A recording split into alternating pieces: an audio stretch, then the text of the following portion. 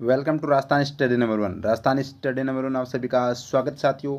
Second grade exam special आज हम देखने वाले राजस्थान आर्थिक समीक्षा। और राजस्थान आर्थिक समीक्षा जो 2024-25 है उसको हम सुपरफास्ट तरीके से है वो साथियों पॉइंट टू पॉइंट आपको है वो मैं करवाता चलूँगा और एक ही क्लास के अंदर है वो क्लास हम करने वाले हैं। मैंने आपसे कहा था कि एग्ज़ाम से पहले आर्थिक समीक्षा वो करवा दूंगा साथियों, ठीक है। अपनी जनवरी से लेकर आपके लिए मैंने जनवरी से लेकर जो अगस्त तक की क्लास पूरे 8 महीने की है वो मैंने आपको प्रोवाइड करवा दी और उस पर आपका अच्छा खासा रिस्पॉन्स रहा है। और अब है वो आप इसको भी ज़्यादा से ज़्यादा शेयर करना और एग्ज़ाम से पहले अगर इसका भी रिस्पॉन्स अच्छा रहता है तो फिर साथियों आपके लिए एक मैं बजट की क्लास और लेकर आऊँगा ताकि आपके बजट से भी क्वेश्चन 1 2 3 जो भी क्वेश्चन आएंगे तो वो उससे बाहर नहीं जाएंगे, ठीक है। तो क्लास को दबाकर वो शेयर करना है। क्लास अच्छी लगे तो लाइक कीजिएगा और ज़्यादा से ज़्यादा क्लास को शेयर कीजिएगा। अब हम उससे पहले और इसकी पीडीएफ आपको अपने Telegram channel Rajasthan study number पर मिलेगी, जिसका आपको डिस्क्रिप्शन में लिंक दे रखा है, वहाँ से है वो साथियों टेलीग्राम को जरूर ज्वाइन कर लीजिएगा। इसी के साथ में आपको बता दूं मैं ये अपने जो आर्थिक समीक्षा के आरपीएससी के द्वारा जो हाल ही में क्वेश्चन पूछे गए हैं वो आपको मैं दिखा देता हूँ और उसके बाद में आपको पता चल जाएगा कि किस प्रकार के क्वेश्चन है वो आते हैं। तो ये अपना टेलीग्राम चैनल है तो ये ज़रूर ज्वाइन कीजिएगा। यहाँ पर जो भी पीडीएफ जो भी अपडेट आपको शेयर कर दी जाती है। और ये अपनी राजस्थान करंट अफेयर्स की रामबाण ई बुक है साथियों। ये जो आज मैं आर्थिक समीक्षा करवाने वाला हूँ अपनी इसी ई बुक से करवाने वाला हूँ। तो यानी कि इसका सुपरफास्ट है वो रिवीजन करवाने वाला हूँ 6 महीने का, यानी कि वैसे जुलाई का अगस्त से मैंने आपको प्रोवाइड करवाया है पूरा 7 महीने का करंट अफेयर्स और आर्थिक समीक्षा, नवीनतम बजट, नवीनतम आर्थिक समीक्षा, नवीनतम 25 की 25 फ्लैगशिप योजनाएं और साथियों यहाँ पर इसके अंदर है वो अगर बात करें तो नवीनतम वन रिपोर्ट वगैरह सब कुछ और शानदार कैप्सूल इसके अंदर समाहित है मात्र 41 रुपये के अंदर। जो यहाँ पर इसके साथ में 2024 की ई बुक भी है वो इसके साथ में फ्री मिलेगी। तो अगर भी आपने मतलब इसका है वो फटाफट सुपरफास्ट रिवीजन कर सकते हैं। अगर आपने अभी तक नहीं पढ़ा तो भी यह रामबाण साबित होने वाली है। तो कुछ नहीं करना, आपको क्यूआर कोड है उसको स्कैन करना है। स्कैन करने के बाद में मात्र है वो साथियों 41 रुपये का पेमेंट करना है। पेमेंट करने के बाद में टेलीग्राम ID @dipu4109 पर पेमेंट का स्क्रीनशॉट भेजना है। उसके बाद में ई बुक आपको तुरंत भेज दी जाएगी। यह सेशन आपके लिए रामबाण सेशन रहने वाला है। आर्थिक समीक्षा से अगर क्वेश्चन आएगा तो साथियों इससे बाहर नहीं जाएगा। तो फटाफट रिवीजन करते हैं। ये अपने जो क्वेश्चन है वो अपनी इस बुक के लास्ट में आपको दे रखे हैं। जो जितने भी एग्जाम में जनवरी से लेकर अगस्त तक के जो आए हुए प्रश्न हैं वो आपने अपनी इस ई बुक के अंदर है वो मिलेंगे साथियों। 200-250 क्वेश्चन जो भी एग्जाम में आए हुए हैं करंट अफेयर्स के वो, ठीक है। तो उसमें देखिएगा एक क्वेश्चन है आर्थिक समीक्षा 2024-25 के अनुसार वर्ष 2024-25 के लिए प्रचलित कीमतों पर सकल राज्य घरेलू उत्पाद वृद्धि दर है। तो यहाँ पर क्या पूछा है, सकल राज्य घरेलू उत्पाद की वृद्धि दर पूछी है प्रचलित कीमत पर जो 12.02% है साथियों। ये क्वेश्चन एग्जाम में आया हुआ है, ठीक है। अभी अगर अपने 2025 के एग्जाम में पूछा गया था। तो एक क्वेश्चन देखिएगा आगे और देखिएगा। ये अपने बजट से क्वेश्चन है, ये भी बजट से क्वेश्चन है। हाँ ये क्वेश्चन देखिएगा भाई 19 नंबर। ये सभी आरपीएससी के द्वारा पूछे गए क्वेश्चन है। देखिएगा वर्ष 2024 में अधिकतम व न्यूनतम SDG यानी सतत विकास लक्ष्य सूचकांक वाले जिलों की जोड़ी का चयन कीजिएगा। तो यहाँ पर ये भी आर्थिक समीक्षा क्वेश्चन पूछा गया साथियों। तो अगर बात करें तो 2024 के अंदर जो अधिकतम व न्यूनतम SDG की बात करें तो अधिकतम झुंझुनू का है। तो यहाँ पर सतत विकास लक्ष्य के अंदर SDG में 1 नंबर पर कौन है, झुंझुनू है। और सबसे अंतिम नंबर पर कौन है, जैसलमेर है। ये आपको पता होना चाहिए साथियों, ठीक है। उसके बाद में आगे देखिएगा ये बजट के क्वेश्चन है जो एग्जाम में पूछे गए थे। ये बजट के क्वेश्चन बजट भी आपको मैं करवा दूंगा। आपका है वो एक तो कमेंट के माध्यम से कमेंट में ज़रूर बताइएगा कि वास्तव में आपको बजट क्लास की अति आवश्यकता है क्या। और इसी के साथ में आपका ज़्यादा से ज़्यादा क्लास को शेयर करना है, लाइक करना है और सब्सक्राइब नहीं किया तो पहली बार जुड़े तो सब्सक्राइब जरूर कर लीजिएगा। ये देखिएगा और देखिएगा अपना ये क्वेश्चन वापस सबसे ज़्यादा क्वेश्चन है वो यही पूछा जा रहा है। राजस्थान सतत विकास लक्ष्य सूचकांक 2024 में किस जिले में ने प्रथम स्थान प्राप्त किया है। तो ये झुंझुनू जिले ने है वो प्रथम स्थान प्राप्त किया साथियों। तो इस तरह से क्वेश्चन पूछा जा रहा है। ये अपने आर्थिक समीक्षा में आपको मैं करवाने वाला हूँ। राजस्थान आर्थिक समीक्षा 2024-25 के अनुसार राजस्थान में कितने विश्व धरोहर स्थल है। तो 9 धरोहर स्थल है साथियों। तो इस प्रकार के क्वेश्चन है वो आने वाले। और देखिएगा राजस्थान की आर्थिक समीक्षा 2024-25 के अनुसार वर्ष 2023-24 के दौरान राजस्थान में निम्नलिखित में से किस क्षेत्र का सबसे अधिक निर्यात मूल्य रुपये में था, यानी कि सबसे ज़्यादा निर्यात है वो किसका था। तो जो ऑप्शन था उसके अकॉर्डिंग अगर बात करें तो इलेक्ट्रॉनिक्स एंड कंप्यूटर सॉफ्टवेयर, यानी कि सबसे ज़्यादा इंजीनियरिंग वस्तु का है वो यहाँ पर निर्यात है, वो यहाँ पर राजस्थान है वो करता है। तो ये यहाँ पर आपको मैं पूरा डिटेल से करवाने वाला हूँ, टेंशन लेने की जरूरत नहीं है। तो क्लास पर है वो लास्ट तक बने रहिएगा, बहुत कुछ है वो लेकर जाओगे साथियों। क्वेश्चन में मतलब एग्जाम हॉल में आपका कॉन्फिडेंस अलग ही रहेगा। अगर आपने पहली बार भी पढ़ रहे हो ना, अगर आर्थिक समीक्षा भी नहीं पढ़ी है तो भी आपकी कोई दिक्कत वाली बात नहीं है। राजस्थान की आर्थिक समीक्षा 2024-25 में दिए गए अग्रिम अनुमानों के अनुसार वर्ष 2024-25 के लिए राजस्थान के सकल राज्य मूल्य वर्धित GSVA में निम्नलिखित में से किस क्षेत्र का योगदान सबसे अधिक है। तो ये साथियों व्यापार, होटल, रेस्तरां, ये जो अपने ऑप्शन के अकॉर्डिंग था। तो ये अपने ये बुक में है वो क्वेश्चन दे रखे हैं, तो आप देख लेना। अब हम आते हैं अपने आर्थिक समीक्षा पर। तो देखिएगा साथियों, ये अपनी आर्थिक समीक्षा जो अपनी बुक के अंदर दे रखी है, ज़्यादा नहीं, मैन ये जो मैं फैक्ट बताने वाला हूँ इनको अच्छे से दिमाग में है वो साथ में नोट भी कर लेना। और अगर आपके पास में अपनी ई बुक है और आपने प्रिंट निकलवा रखा है तो अच्छे से है वो आपके सामने होनी चाहिए। और जो मैं इंपॉर्टेंट पॉइंट लगाते चलता हूँ वो आप है वो नोट डाउन है वो कर लेना साथियों, ठीक है।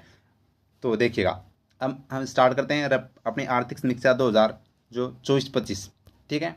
अपनी ये बुक है, अगर आपने ये बुक नहीं ली है तो ज़रूर लीजिएगा, आपके पास में अभी भी 4-5 दिन है, तो आप इसका सुपरफास्ट वो रिवीजन कर सकते हैं साथियों, ठीक है। पूरा 7 महीने का करंट अफेयर कवर हो जाएगा, आर्थिक समीक्षा, बजट, नवीनतम फ्लैगशिप योजना सब कुछ कवर हो जाएगी। अभी तक आरपीएससी ने जितने भी एग्जाम करवाए हैं वो अपने इस ई बुक से बाहर नहीं गए हैं, करंट अफेयर्स के, आर्थिक समीक्षा के, बजट के, ठीक है। तो पहले बता देता हूँ। तो अब हम स्टार्ट करते हैं, पॉइंट टू पॉइंट बात करेंगे।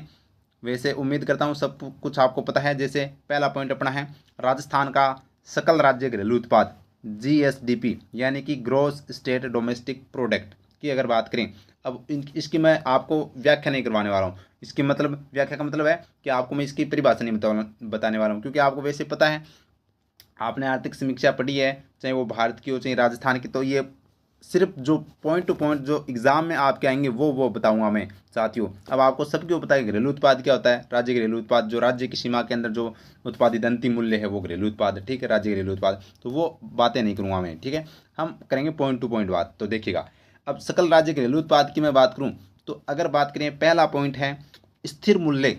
स्थिर मूल्य अपना कितना है, सकल राज्य घरेलू उत्पाद का स्थिर मूल्य है वो 2011-12 है साथियों, याद रखना। तो स्थिर मूल्य पर अगर बात करें तो कुल अनुमानित कितना है, तो ये आपसे नहीं पूछा जाएगा, ठीक है। जो मैं बताऊंगा वो ही आपको याद करना है। वर्ष 2023-24 की तुलना में वृद्धि, यानी कि पिछले वर्ष की तुलना में इस बार है वो कितनी वृद्धि हुई है, तो 7.82% की वृद्धि हुई है GSDP के अंदर।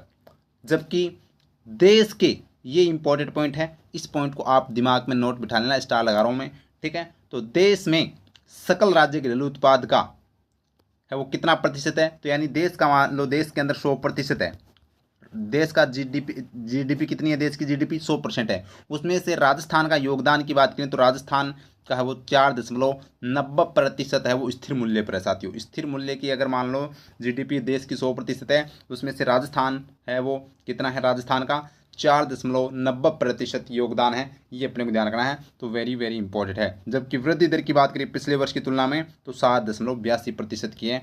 ये इतनी बात क्लियर है। तो आगे बढ़ते हैं, अब बढ़ते हैं प्रचलित मूल्य की ओर। स्थिर मूल्य हमने देख लिया, स्थिर मूल्य की वृद्धि दर 7.82% है पिछले वर्ष की तुलना में। और देश के जो सकल घरेलू उत्पाद है उसका है वो राजस्थान का स्थिर मूल्य पर है वो साथियों याद रखना 4.90% है। इतनी बात क्लियर है, इतनी बात क्लियर है। तो आगे देखिएगा, प्रचलित मूल्यों की बात करते हैं। प्रचलित मूल्यों में ये आपको ध्यान नहीं रखना है, ठीक है। फिर भी देखिएगा, अब देखिएगा वर्ष 2023-24 की तुलना में वृद्धि, यानी कि प्रचलित मूल्य पर 7.82% था, तो अपनी स्थिर मूल्य पर, तो प्रचलित मूल्य पर कितना है 12.02%। और ये एग्जाम में पूछा गया था, अभी मैंने क्वेश्चन दिखाया था ना, अभी दिखाया था कि अपने प्रचलित मूल्यों पर राजस्थान का सकल घरेलू उत्पाद में वृद्धि दर कितनी थी, तो ये साथियों 12.02% थी। ये अपने को ध्यान रखना है, ठीक है। जो देश के सकल राज्य घरेलू उत्पाद का कितना है 5.26% है। स्टार लगा लीजिएगा, स्टार लगा लीजिएगा, जो मैं स्टार लगा रहा हूँ उसको आप अच्छे से दिमाग में नोट कर लेना। तो अगर आपसे पूछा जाए प्रचलित मूल्यों पर है वो सकल राज्य घरेलू उत्पाद का देश में है वो राजस्थान का योगदान कितना है, तो 26% है, जबकि स्थिर मूल्य पर है वो 4.90% है। ठीक है, ये अपने को ध्यान रखना है। आगे बढ़ते हैं। अपना पहला पॉइंट ये अपना अखिल, ये अपनी भारतीय सकल घरेलू उत्पाद है, यानी कि आपके इंडिया की भी इकोनॉमी दे रखी है, तो आपको पता होना चाहिए साथियों। स्थिर मूल्य पर भारत का जो जीडीपी की बात करें तो वो कितनी है, वैसे तो ये याद रखना, वृद्धि दर याद रखना आपको। ठीक है, वर्ष 2023-24 की तुलना में वृद्धि है वो 6.4% है, याद रखना। जबकि राजस्थान की कितनी थी, 7.82% थी। तो यानी कि अगर मैं बात करूं तो यहाँ पर राजस्थान से है वो वृद्धि दर है वो भारत की जो स्थिर मूल्य पर है वो क्या है, कम है ना। आगे देखिएगा, प्रचित मूल्य पर अगर बात करें तो वर्ष 2023-24 की तुलना में वृद्धि दर है वो कितनी है, भारत की 9.7% है, जबकि राजस्थान की कितनी थी, 12.02% है वो साथियों प्रचलित वृद्धि दर थी। जो ये भी क्या है, राजस्थान की तुलना में भारत की जो वृद्धि दर है वो क्या है, कम है। तो आपको ये पता होना चाहिए। ठीक है, तो भारत की 4.7% है और राजस्थान की वो अपने वो स्थिर मूल्य पर 6.4% है, जबकि प्रचलित मूल्य पर है वो यहाँ पर भारत की 9.7% वृद्धि दर है, ये याद रखना है। अब आगे देखिएगा, शुद्ध राज्य घरेलू उत्पाद हमने क्या देखी थी, जीएसडीपी। क्या देखी थी साथियों, जीएसडीपी यानी कि ग्रोस स्टेट डोमेस्टिक प्रोडक्ट। इसमें से हम अगर साथियों मूल्य ह्रास वगैरह कुछ घटा देते हैं तो उसके बाद में अपने पास में आती है एनएसडीपी यानी कि नेट स्टेट डोमेस्टिक प्रोडक्ट। अब इसके अंदर आपसे पूछा जाए तो क्या पूछा जाएगा, दो तरह से पूछता है, या तो स्थिर मूल्य पर या प्रचलित मूल्य पर।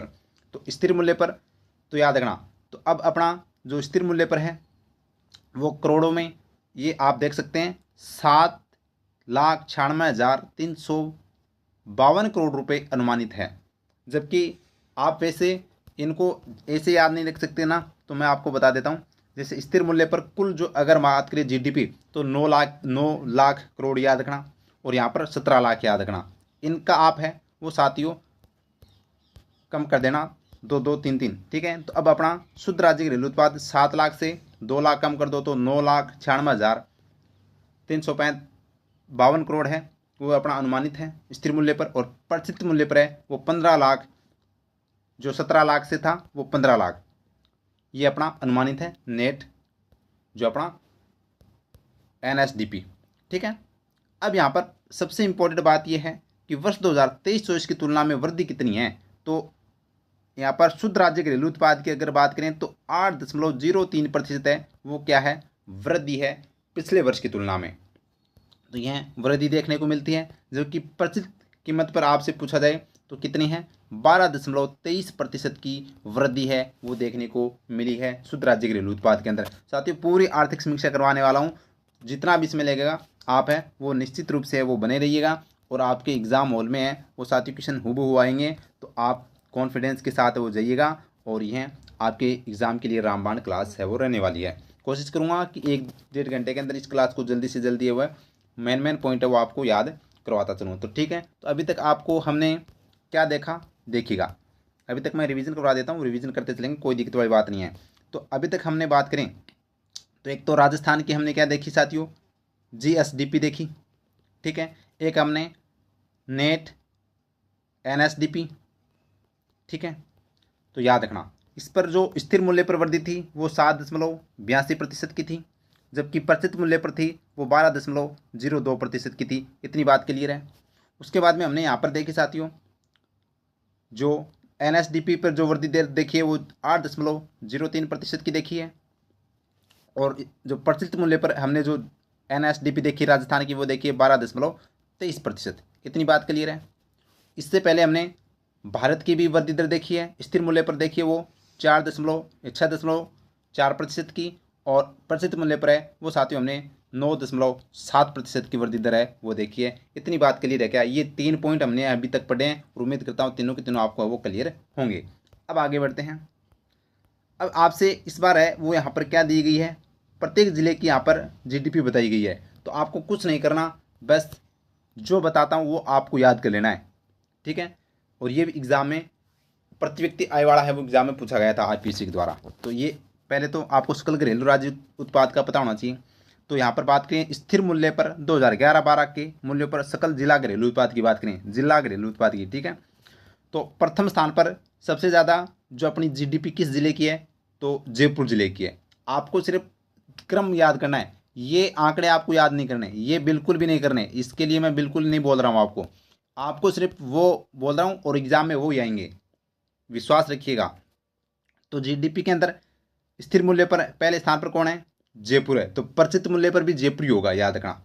तो जयपुर, अलवर, जोधपुर और अजमेर, ये 4 जिले हैं साथियों टॉप के हैं जो अपने क्या है जीडीपी के अंदर पर, यानी सबसे ज़्यादा जीडीपी किसकी है, जयपुर की है। 2 नंबर पर अलवर की है, 3 नंबर पर जोधपुर की और 4 नंबर पर अजमेर की है। ये अपने को ध्यान रखना है। आगे देखिएगा, आगे देखिएगा। फिर अब ये तो हमने स्थिर मूल्य पर देख लिया। अब प्रचलित मूल्य की अगर बात करें तो प्रचलित मूल्य पर भी है वो का वही आपको याद रखना है। 1 नंबर पर कौन है, प्रचलित मूल्य पर जीडीपी किसकी है, जयपुर की है। 2 नंबर पर अलवर और 3 नंबर पर जोधपुर, और वहाँ पर 4 नंबर पर जो अजमेर था, इस पर यहाँ पर कौन आ गया, प्रचलित मूल्य पर है वो कौन आ गया, भीलवाड़ा आ गया। बस इतना ध्यान रखना। तो जयपुर, अलवर, जोधपुर ये तो स्थिर और प्रचलित दोनों के अंदर सेम है। बस यहाँ पर वहाँ पर स्थिर में अजमेर था, यहाँ पर भीलवाड़ा हो जाएगा। बस ये पॉइंट आपको याद रखना है। तो अगर आपसे पूछा जाए सबसे ज़्यादा जीडीपी राज्य में किस जिले की है, तो जयपुर की है। 2 नंबर पूछे तो अलवर बता देना, 3 नंबर पर ये बता देना, ठीक है। अब बात करते हैं हम अपना पॉइंट नंबर शानदार और जानदार, सकल राज्य मूल्यवर्धन। सकल राज्य मूल्यवर्धन, अब वैसे उम्मीद करता हूँ सकल राज्य मूल्यवर्धन आप जानते होंगे। यानी कि साथियों सकल राज्य मूल्यवर्धन वो होता है कि जो अपने राज्य की सीमाओं के अंदर जो हम वस्तु को, यानी कि ह्रास वगैरह घटाने के बाद में जो अपना एक वस्तु की जो कीमत आती है उसको हम कहते हैं, ठीक है। अब देखिए इसको अलग अलग और यहाँ से क्वेश्चन आता है। तो पहले देखिएगा स्थिर मूल्य 2011-12 की अगर मैं बात करूँ तो सकल राज्य मूल्यवर्धन कितना है, 8.22 लाख करोड़ रुपए अनुमानित है, जो कि वर्ष 2023 से अपने 23-24 की तुलना में वृद्धि की बात करें तो 6.29% की वृद्धि हुई है। कितने की वृद्धि हुई है, 6.29% की वृद्धि हुई है, याद रखना।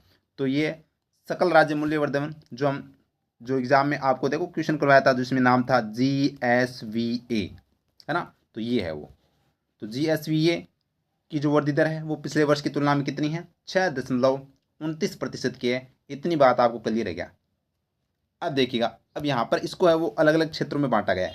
तो स्थिर मूल्य की बात करें तो 2011-12 में क्षेत्रवार योगदान, तो यानी कि साथियों आपको बता दूं जो मूल्यवर्धन क्षेत्र होता है, यानी सकल राज्य मूल्यवर्धन क्षेत्र की बात करें तो अपने राज्य की सीमा के अंदर जैसे कृषि, उद्योग और सेवा क्षेत्र में जो वस्तु का जो अंतिम मूल्य होता है वो साथियों क्या होता है, सकल राज्य मूल्यवर्धन होता है। तो यहाँ पर बात करें तो सभी क्षेत्रों को इसमें शामिल किया जाता है और फिर वो ये निकाला जाता है। तो अब बात करें यहाँ से क्वेश्चन एग्जाम में पूछा जाएगा और वेरी वेरी इंपॉर्टेंट स्टार लगा लीजिएगा, इस स्लाइड से आपको क्वेश्चन वो देखने को मिल सकता है। तो देखिएगा स्थिर मूल्य अपना 2011-12 आपको बार बार बोलने की आवश्यकता नहीं है, आप जानते हो सब।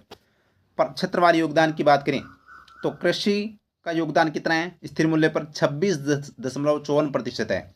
उद्योग का कितना है, 28.29% है। और सेवा क्षेत्र का योगदान कितना है साथियों, तो ये 45.07% है। अब यहाँ से आपको क्या समझ में आया कि सबसे ज़्यादा जो योगदान है वो किस क्षेत्र का है स्थिर मूल्य पर, सेवा क्षेत्र का। सबसे कम किसका है, कृषि क्षेत्र का, याद रखना। तो 1 नंबर पर सेवा क्षेत्र है, 2 नंबर पर है वो साथियों अपना उद्योग है, और 3 नंबर पर है वो अगर बात करें तो योगदान में तो वो कृषि क्षेत्र है। ये अपने को ध्यान रखना है।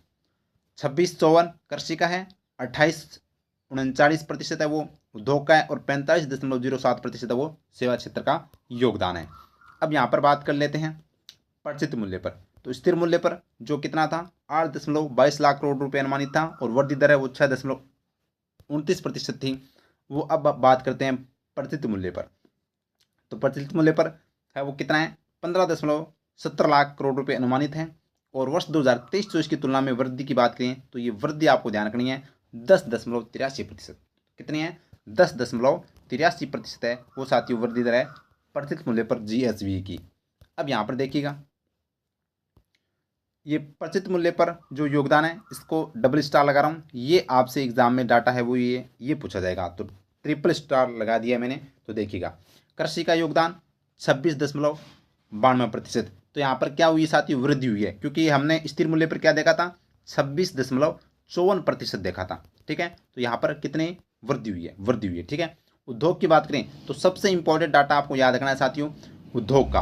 उद्योग में है वो साथियों कमी हुई है, प्रचलित मूल्य पर वो 27.16% है, जबकि यहाँ पर क्या हुई है, कमी हुई है। जबकि हमने क्या देखा था साथियों, 28.39% है वो स्थिर मूल्य पर था। तो उद्योग का जो योगदान था वो स्थिर मूल्य पर कितना था, 28.39% था। और जबकि प्रचलित प्रचलित पर कितना है, तो ये है साथियों 27.16% है।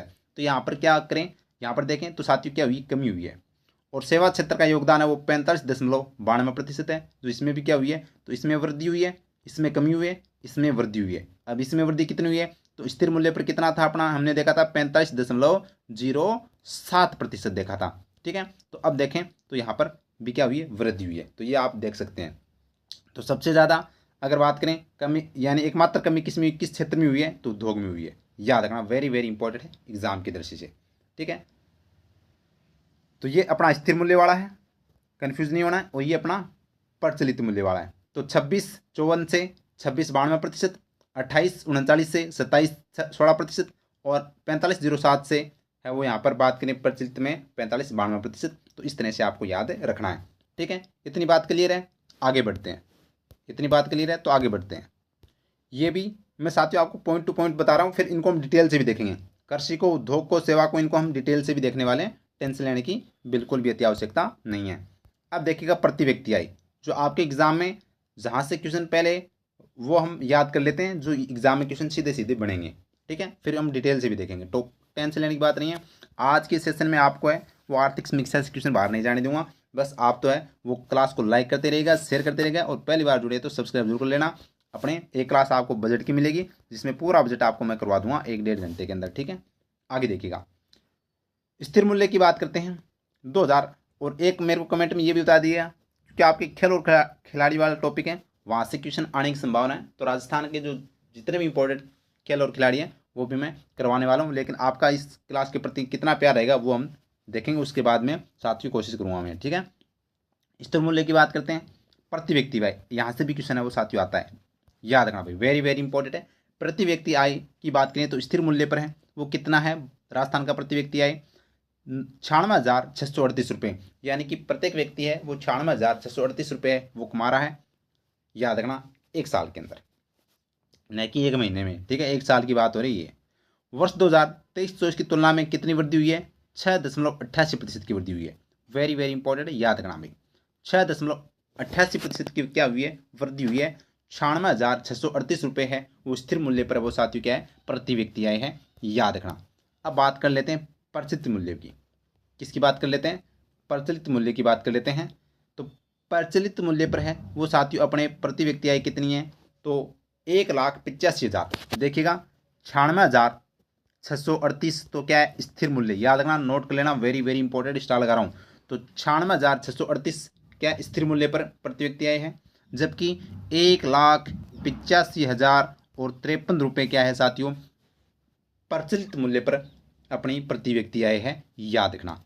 और जो पिछले वर्ष की तुलना में, यानी 2023-24 की तुलना में वृद्धि कितनी हुई है, 11.04% की वृद्धि हुई है। ये इतनी बात आपको याद रखनी है, वेरी इंपॉर्टेंट है। तो यहाँ पर कितनी वृद्धि हुई है, 11.04% की, जबकि स्थिर पर कितने की वृद्धि हुई है, 6.88% की। ये आपको याद नहीं रही तो भी कोई बात नहीं, इसको तो आप जरूर याद कर लीजिएगा, लेकिन ये डाटा आपको याद रखना है। 96,638 स्थिर मूल्य पर है, जबकि प्रचलित मूल्य पर वो 1,85,053 रुपये है।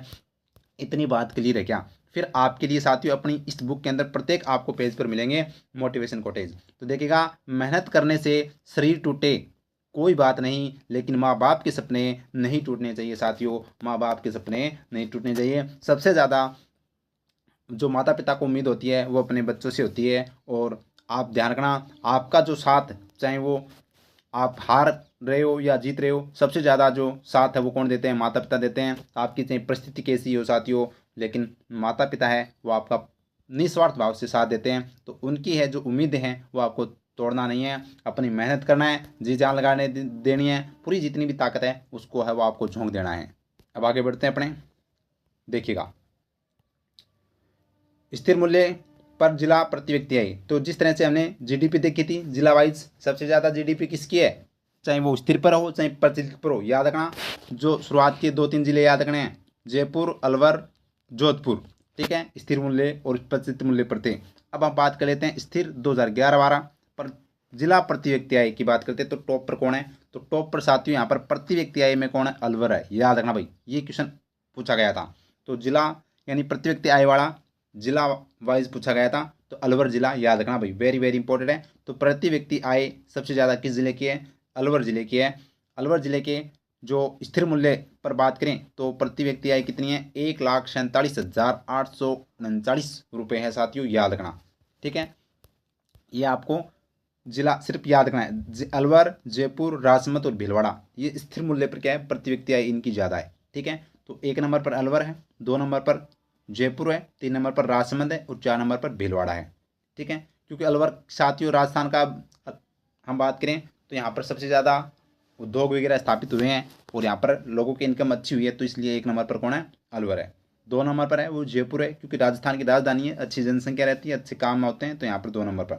3 नंबर पर राजसमंद याद रखना, और यहाँ पर बात करें भीलवाड़ा 4 नंबर पर है। अब बात कर लेते हैं, हमने स्थिर पर देख लिया, तो प्रचलित मूल्यों पर जिला प्रति व्यक्ति आय की बात करें तो फिर से वही कौन आ जाएगा, प्रचलित मूल्य पर याद रखना अलवर, तो यानी अलवर है वो, चाहे स्थिर मूल्य हो चाहे प्रचलित मूल्य हो, कौन है, 1 नंबर पर अलवर है। प्रचलित मूल्य पर अलवर की कितनी है, 2,40,808 रुपये वो प्रति व्यक्ति आए हैं, याद रखना। भीलवाड़ा 2 नंबर पर, जो स्थिर मूल्य पर 4 नंबर पर था वो है वो कितने नंबर पर आ गया, 2 नंबर पर, यानी कि 4 से आधा कर दो, 2 पर आ गया भाई भीलवाड़ा। और जो 2 पर था वो कौन पर किस पर आ गया, 3 पर आ गया जयपुर, और अजमेर 4 पर है, याद रखना भाई, ठीक है। आपको टॉप का जिला याद रखना है, स्थिर व प्रचलित मूल्य पर प्रति व्यक्ति आय में पूछे तो अलवर है, अगर जीडीपी के अंदर पूछे तो जयपुर है टॉप पर, याद रखना भाई, ठीक है। आगे बढ़ते हैं नेक्स्ट क्वेश्चन। नेक्स्ट अपना यहाँ पर बात करते हैं प्रति व्यक्ति आय भारत की, और याद कर लीजिएगा क्योंकि भारत की भी आपके एग्जाम में क्योंकि दे रखी है तो इम्पोर्टेंट है। तो देखिएगा, मैं कह रहा हूँ आज का सेशन आपको नंबर दिलाया जाएगा। ये ई बुक आपको साथियों अगर नहीं लिए आपने तो जरूर ले लेना, इसका फटाफट रिवीजन कर लेना, जो मैं आपको क्योंकि यहाँ पर क्लास ले रहा हूँ उसका फटाफट आप वो रिवीजन कर सकते हैं, प्रिंट निकलवा सकते हैं। मात्र 41 रुपये के अंदर यह ई बुक आपको मिलेगी, ठीक है, जिसके अंदर अपना पूरा बजट, पूरी आर्थिक समीक्षा, नवीनतम जो 25 की 25 फ्लैगशिप योजनाएं और 7 महीने का करंट अफेयर्स राजस्थान का, ये आपको सब कुछ मिलेगा।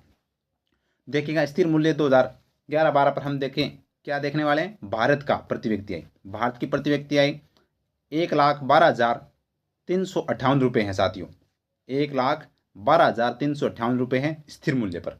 जबकि राजस्थान का कितना था, राजस्थान का 96,638 रुपये था, कितना था भाई, 96,638 रुपये था। जबकि भारत का है वो 1,12,358 रुपये है वो प्रति व्यक्ति आय स्थिर मूल्य पर। जो पिछले वर्ष की वृद्धि कितनी हुई है, तो 5.3% की वृद्धि हुई है भारत के अंदर, किसके अंदर, भारत के अंदर। जबकि प्रचलित मूल्य की अगर बात करें साथियों, तो प्रचलित मूल्य की अगर बात करें तो भारत की प्रति व्यक्ति आय कितनी है, 2,01,62 रुपये, कितने हैं, 2,01,62 रुपये। जबकि राजस्थान का हमने देखा था 1,85,053 रुपये है वो साथियों, क्या था, प्रचलित मूल्य था प्रति व्यक्ति आय का, याद रखना, ठीक है। जबकि भारत में पिछले वर्ष की तुलना में कितनी वृद्धि हुई है, तो 8.7% की वृद्धि हुई है, कितनी की वृद्धि हुई है, 8.7% की वृद्धि हुई है। जबकि राजस्थान में कितनी हुई थी, 11.04%, ठीक है। तो राजस्थान में ज़्यादा है, राजस्थान में वो इन स्थिर मूल्य और प्रचलित मूल्य से ज़्यादा प्रति व्यक्ति आय में वृद्धि देखने को मिली है, ये बात भी आपको ध्यान रखना है। अब बात कर लेते हैं स्थायी सकल स्थायी पूंजी निर्माण, ये क्या है, तो देखिएगा, यानी आप जान गए ना, वैसे स्थायी पूंजी क्या होती है, जैसे स्थायी पूंजी अपने जो जैसे बिल्डिंग हो गई ये स्थायी पूंजी है, फर्नीचर अपना स्थायी पूंजी है, मशीनरी, खेत वगैरह ये सब कुछ है, ये अपनी स्थायी पूंजी है। तो उसके निर्माण में सबसे योगदान किसका रहता है, किस क्षेत्र का क्या योगदान है, तो वहाँ से क्वेश्चन आएंगे, तो वो आपको मैं जो पॉइंट टू पॉइंट जो एग्जाम में आपसे पूछे जाएंगे वही बताऊँगा, ठीक है, ज़्यादा लोड लेने की आवश्यकता नहीं है। तो देखिएगा 2023-24 में सकल राज्य जो इसका स्थायी पूंजी निर्माण की बात करें तो राजस्थान का कितना था, 4,48,061 करोड़ था, जो कि सकल राज्य घरेलू उत्पाद का कितना प्रतिशत है, 29.45% है। वेरी वेरी इंपॉर्टेंट, ये पॉइंट आप नोट कर लेना। तो यहाँ पर आपसे पूछा जाएगा जो राजस्थान की जीडीपी है उसका है वो सकल राज्य घरेलू उत्पाद का जो प्रचलित मूल्य पर है वो स्थायी पूंजी का निर्माण कितना है, कितना योगदान है, तो 29 यहाँ पर बात करें 45% है। सीधी सी बात यह है कि जैसे राजस्थान की जीडीपी 100% है, 100% में से साथियों मतलब लगभग 30% है वो किसका योगदान है, तो स्थायी पूंजी का है। यानी कि ऐसी संपत्ति है जो स्थायी है, जैसे भवन हो गई, बिल्डिंग हो गई वगैरह, ये फर्नीचर हो गया, ज़मीन वगैरह हो गई, तो ये क्या है, ये इनका योगदान है सबसे ज़्यादा। यानी कि बात करें 29.45% का योगदान। राज्य की सकल स्थायी पूंजी निर्माण में वर्ष 2022-23 की तुलना में कितनी वृद्धि हुई है, तो साथियों 11.65% की वृद्धि हुई है। कितनी वृद्धि हुई है, 11.65% की वृद्धि हुई है। ये आप है वो नोट कर लेना। तो यहाँ पर योगदान कितना है सकल स्थायी पूंजी निर्माण का राजस्थान की जीडीपी में, 29.45%। जो पिछले वर्ष की कितनी वृद्धि हुई है, पिछले वर्ष की तुलना में 11.65% की वृद्धि हुई है। आगे देखिएगा, सकल स्थायी पूंजी निर्माण में वर्ष 2023-24 में निजी क्षेत्र का योगदान कितना है, ये याद वेरी वेरी इंपॉर्टेंट। तो अगर बात करें तो हमने देख लिया कि राजस्थान की जीडीपी के अंदर है ना, राजस्थान की जीडीपी के अंदर है वो हमने योगदान देखा इसका 29.45% का योगदान किसका है, सकल स्थायी पूंजी का है। अब बात करें तो ये मान लो सकल स्थायी पूंजी है 100%, उसमें से भी सबसे ज़्यादा योगदान किसका है, निजी क्षेत्र का है। तो यहाँ पर किसका है, निजी क्षेत्र का 78.27% है, याद रखना। और सार्वजनिक क्षेत्र का कितना है, तो याद रखना सकल स्थायी पूंजी निर्माण में वर्ष 2023-24 में सार्वजनिक क्षेत्र का योगदान 21.73% है। ये नोट कर लेना साथियों, दिमाग में आपसे है वो क्वेश्चन ऐसा ही पूछा जा सकता है, क्योंकि आरपीएससी वो कथन निष्कर्ष से भी पूछ सकती है, इससे भी क्वेश्चन बना सकती है। जैसे कैसे क्वेश्चन बनाएगी, पहला ऑप्शन दे देगी कि राजस्थान का जो सकल घरेलू उत्पाद में है वो स्थायी पूंजी निर्माण का योगदान 29.45% है। फिर आपसे पूछा जाएगा कि सकल स्थायी पूंजी निर्माण का है जो पिछले वर्ष की तुलना में है, वो यहाँ पर बात करें 2022-23 की तुलना में 11.65% की वृद्धि देखने को मिली है। तीसरा ऑप्शन दे देगा आपको कि 2023-24 में निजी क्षेत्र का योगदान है वो जो सकल स्थायी पूंजी निर्माण में वो 78.27% रहा है। और चौथा ऑप्शन आपको दे देगा सकल स्थायी पूंजी निर्माण में वर्ष 2023-24 में सार्वजनिक क्षेत्र का योगदान है वो 21.73% है। तो ये आपको वो याद करना है, ठीक है। जो क्लियर है बात, तो सबसे ज़्यादा निजी क्षेत्र का है और 2 नंबर पर है, यानी कि उसके बाद में 21.73% का वो सार्वजनिक क्षेत्र का है। तो सबसे ज़्यादा सकल स्थायी पूंजी निर्माण में किसका योगदान है, निजी क्षेत्र का है। ये बात आपको नोट कर लेना है। उसके बाद में ये पॉइंट भी आप जरूर नोट कीजिएगा, सकल स्थायी पूंजी निर्माण में सर्वाधिक हिस्सेदारी किसकी है, निर्माण क्षेत्र की है भाई। तो यहाँ पर सकल स्थायी पूंजी निर्माण में सर्वाधिक हिस्सेदारी किसकी है, तो हिस्सेदारी निर्माण क्षेत्र की है साथियों, वेरी वेरी इंपॉर्टेंट है, नोट कर लेना। तो सबसे ज़्यादा हिस्सेदारी किसकी है, निर्माण क्षेत्र की है। किस क्षेत्र की है, निर्माण क्षेत्र की है, ये आपको ध्यान रखना है। तो ये अपने को ध्यान रखना है। योगदान पूछे सबसे ज़्यादा तो निजी क्षेत्र का है, लेकिन हिस्सेदारी की बात करें तो निर्माण क्षेत्र का है, ये अपने ध्यान रखना। अब बात करते हैं थोक मूल्य सूचकांक की। किसकी बात कर लेते हैं, थोक मूल्य सूचकांक की। तो थोक मूल्य सूचकांक क्या होता है, फटाफट, वैसे तो आप जानते हैं लेकिन इनके बारे में आपको मैं बता देता हूँ। तो देखिएगा, सकल यह सूचकांक व्यापक रूप से मूल्य में उतार चढ़ाव को व्यक्त करता है। इसका मुख्य उद्देश्य थोक स्तर पर मुद्रास्फीति का मापन करना है। क्या करना है, मुद्रास्फीति का मापन करना है, याद रखना। यह सूचकांक मासिक आधार पर जारी किया जाता है। तो ये किस आधार पर जारी किया जाता है, मासिक आधार पर जारी किया जाता है। और यह जो यहाँ पर क्या है, मूल्य के उतार चढ़ाव के बारे में व्यक्त करता है, मुद्रास्फीति का मापन करता है। तो आपसे क्वेश्चन भी पूछा जा सकता है कि कौन सा जो सूचकांक है जो मुद्रास्फीति का मापन करता है। तो ये अपना ध्यान रखना, थोक मूल्य सूचकांक है और यह मासिक आधार पर जारी किया जाता है। थोक मूल्य सूचकांक में केवल वस्तुएं शामिल की जाती है, अर्थात सेवाओं को शामिल नहीं किया जाता। ये आप ध्यान रखना, वेरी वेरी इंपॉर्टेंट, एग्जाम में बहुत बार क्वेश्चन है वो पूछा गया है। तो यहाँ पर बात करें तो थोक मूल्य सूचकांक में केवल वस्तुएं शामिल की जाती है, केवल वस्तुएं शामिल की जाती है, यहाँ पर सेवा को शामिल नहीं किया जाता साथियों, ठीक है। इसके बाद में अगर बात करें तो इसमें 3 प्रकार की वस्तुएं शामिल की जाती है। प्राथमिक वस्तुएं तो इसमें कितनी है, 75 है। विनिर्मित उत्पाद कितने हैं, 79 यानी 69 है। और ईंधनीय जो वस्तु है वो कितनी है, 10 वस्तुएं हैं। ये आपको ध्यान है रखना है, ठीक है। अब यहाँ से आपको कुछ महत्वपूर्ण बातें आपको याद रखनी है कि सामान्य राज्य का सामान्यतः थोक मूल्य सूचकांक का आधार वर्ष, ये याद करना भाई, नोट कर लेना अच्छे से। 1999-2000 तो कितना है, तो राज्य का थोक मूल्य सूचकांक कितना है, 1999-2000 इसका थोक मूल्य है। जबकि हम ज़्यादातर है वो 2011-12 देखते हैं, लेकिन इसका 1999-2000 है। तो थोक मूल्य सूचकांक वर्ष 2023 में कितना था, 387.90 से बढ़कर है वो 2024 में कितना हो गया, 394.68 हो गया, जिसमें 1.75% की क्या हुई है, वृद्धि दर्ज की गई है। तो याद रखना थोक मूल्य सूचकांक में कितने की वृद्धि हुई है, तो याद रखना 1.75% की वृद्धि हुई है। और यहाँ पर बात करें तो 394.68 है वो साथियों, ये 2024 के अंदर थोक मूल्य सूचकांक था राज्य का, याद रखना। ठीक है, अखिल भारतीय राज्य स्तर पर थोक मूल्य सूचकांक का सामान्यतः सूचकांक है वो वर्ष 2023 में 151.3 से बढ़कर 2024 में वो 153.9 हो गया, जो कि 1.72% की वृद्धि दर्शाता है भारत के अंदर। तो भारत में साथियों वृद्धि हुई कितनी, थोक मूल्य सूचकांक में 1.72, जबकि राजस्थान में 1.75% की वृद्धि हुई है। तो यहाँ पर बात करें तो सबसे ज़्यादा है वो राजस्थान में वृद्धि हुई है। ठीक है, ये आपको ध्यान है रखना है।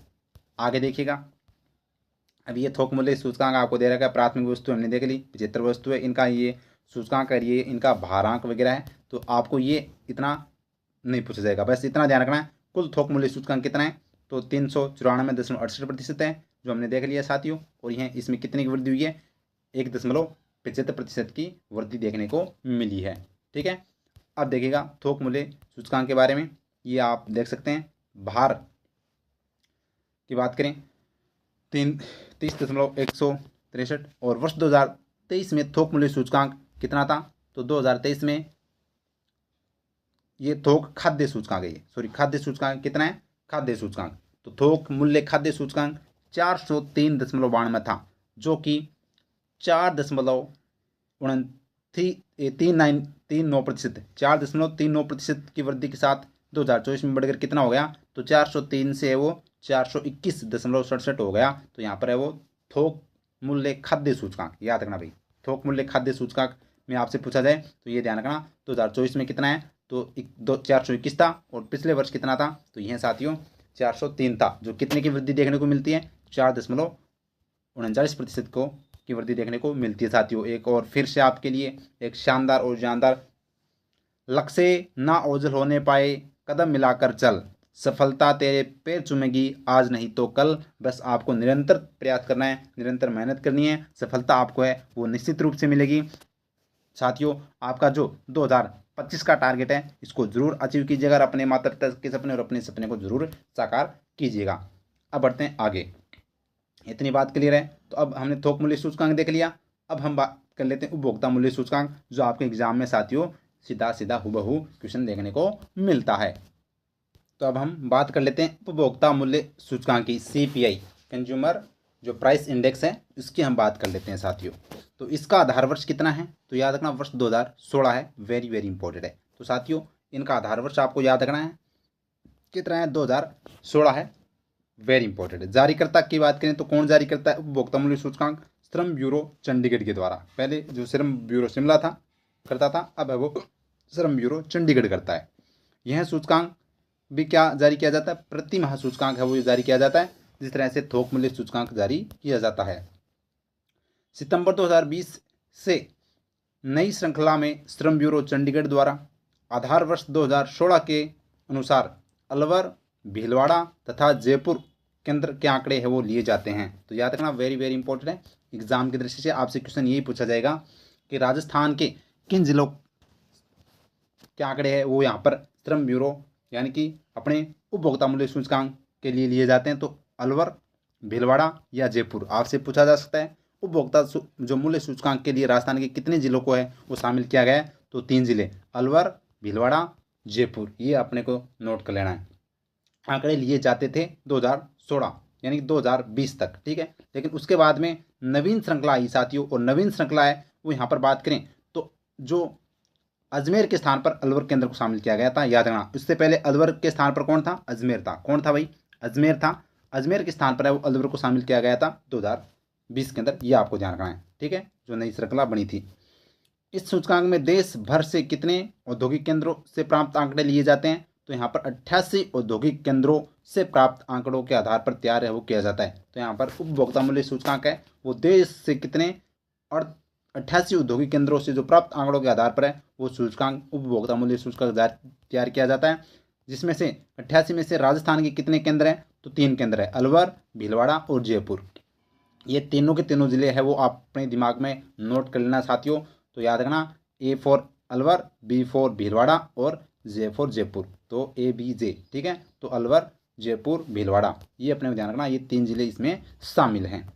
अब यहाँ पर बात करें तो नवंबर 2024 तक उपभोक्ता मूल्य के सामान्य सूचकांक में गत वर्ष 2023 की तुलना में अलवर केंद्र से 4.47%, भीलवाड़ा केंद्र से 1.06% और जयपुर केंद्र से 0.79% तथा अखिल भारत पर 3.67% की वृद्धि दर्ज की गई है। तो यहाँ पर बात करें तो अपने आप से क्वेश्चन ये पूछा जाएगा कि उपभोक्ता मूल्य सूचकांक के अंदर है वो 2024 तक की बात करें, नवंबर तक की, तो सबसे ज़्यादा वृद्धि दर है वो किस में देखने को मिलती है? तो अपने अलवर में देखने को मिलती है।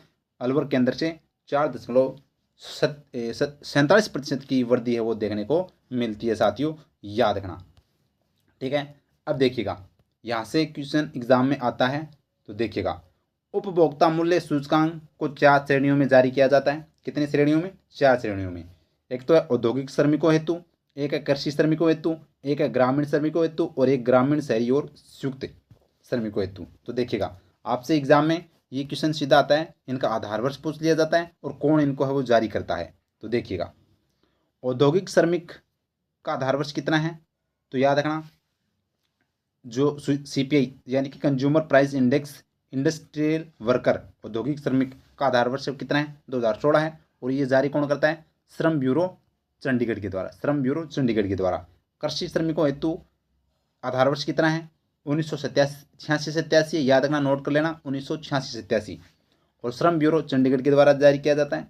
ग्रामीण श्रमिकों हेतु जो आधार वर्ष है वो कितना है? ये भी 1986-87, और इसका भी कौन है? तो इन तीनों को है वो जारी कौन करता है? श्रम ब्यूरो चंडीगढ़ करता है, औद्योगिक श्रमिक, कृषि श्रमिक और ग्रामीण श्रमिक। इसके अलावा आपको संयुक्त पूछ ले, ग्रामीण और शहरी एवं संयुक्त क्षेत्र, जिनका आधार वर्ष कितना है? तो ये साथियों 2012 है, और इनको राष्ट्रीय सांख्यिकी कार्यालय के द्वारा वो जारी किया जाता है। ये बात आपको ध्यान रखनी है। तो इतनी बात क्लियर है। राजस्थान के यहाँ पर बात करें उपभोक्ता मूल्य सूचकांक में 3 जिले आपको याद रखने हैं, 3 केंद्र हैं। सबसे ज़्यादा वृद्धि किस केंद्र पर देखने को मिलती है? अलवर में देखने को मिलती है। अलवर के स्थान पर पहले 2020 से पहले कौन था? तो अजमेर था। उसके बाद में वो अलवर को शामिल कर लिया गया था। और यह साथियों प्रतिमाह जारी की जाती है और श्रम ब्यूरो चंडीगढ़ के द्वारा, और इसका आधार वर्ष 2016 है। इतनी बात क्लियर है। तो अब बढ़ते हैं आगे। अब आते हैं हम अपने डिटेल से चर्चा करते हैं राजस्थान में कृषि एवं संबंधित क्षेत्र। इतनी बात क्लियर है क्या साथियों? इतनी बात क्लियर होगी ना? देखो, हमने अभी तक क्या देखा है? राजस्थान की GDP देखी है। राजस्थान की क्या देखी थी?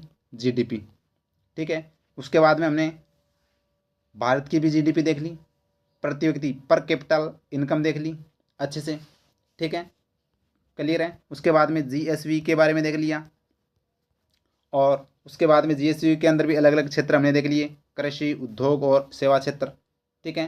पर कैपिटल इनकम में हमने स्थिर मूल्य और प्रचलित मूल्य पर देख ली। राजस्थान की स्थिर मूल्य पर 96,638 है, जबकि प्रचलित मूल्य पर 1,85,053 रुपये हैं राजस्थान की, याद रखना। अगर बात करें स्थिर मूल्य पर कृषि क्षेत्र का योगदान कितना प्रतिशत था भाई? 26.54% था। तो प्रचलित पर कितना हो जाएगा? 26.92 हो जाएगा, 72 की नहीं 92 हो जाएगा, ठीक है। तो हम अब पूरी डिटेल से चर्चा कर लेते हैं। तो हम बात करते हैं पहले कृषि क्षेत्र के बारे में। किसके बारे में बात करते हैं? कृषि एवं उसके संबंध क्षेत्र के बारे में हम चर्चा कर लेते हैं। तो देखिएगा, राजस्थान में कृषि एवं संबंध क्षेत्र, यहाँ से क्वेश्चन है वो आएगा, तो इम्पोर्टेंट है। तो देखिएगा, स्थिर मूल्य की बात कर लेते हैं। तो वर्ष 2024-25 में वर्ष 2023-24 की तुलना में कितनी वृद्धि हुई है कृषि क्षेत्र में? 5.05% की वृद्धि हुई है। कितने की वृद्धि हुई है? 5.05% की वृद्धि हुई है साथियों, याद रखना, वेरी वेरी इंपॉर्टेंट, नोट कर लेना। तो यहाँ पर आपसे पूछा जाएगा कि जो 2024-25 के अंदर है वो यहाँ पर 23-24 की तुलना में कितनी वृद्धि हुई है? तो ये 5.05% की कृषि क्षेत्र में वृद्धि है, उसके संबंधित क्षेत्र में वृद्धि हुई है। उसके बारे में फिर आगे देखिएगा। फिर राज्य के कुल सकल राज्य मूल्यवर्धन यानी GSV में स्थिर मूल्य पर कृषि क्षेत्र का योगदान कितना था? 26.54%। देखिएगा, बताया था मैंने अच्छे से। तो कितना था?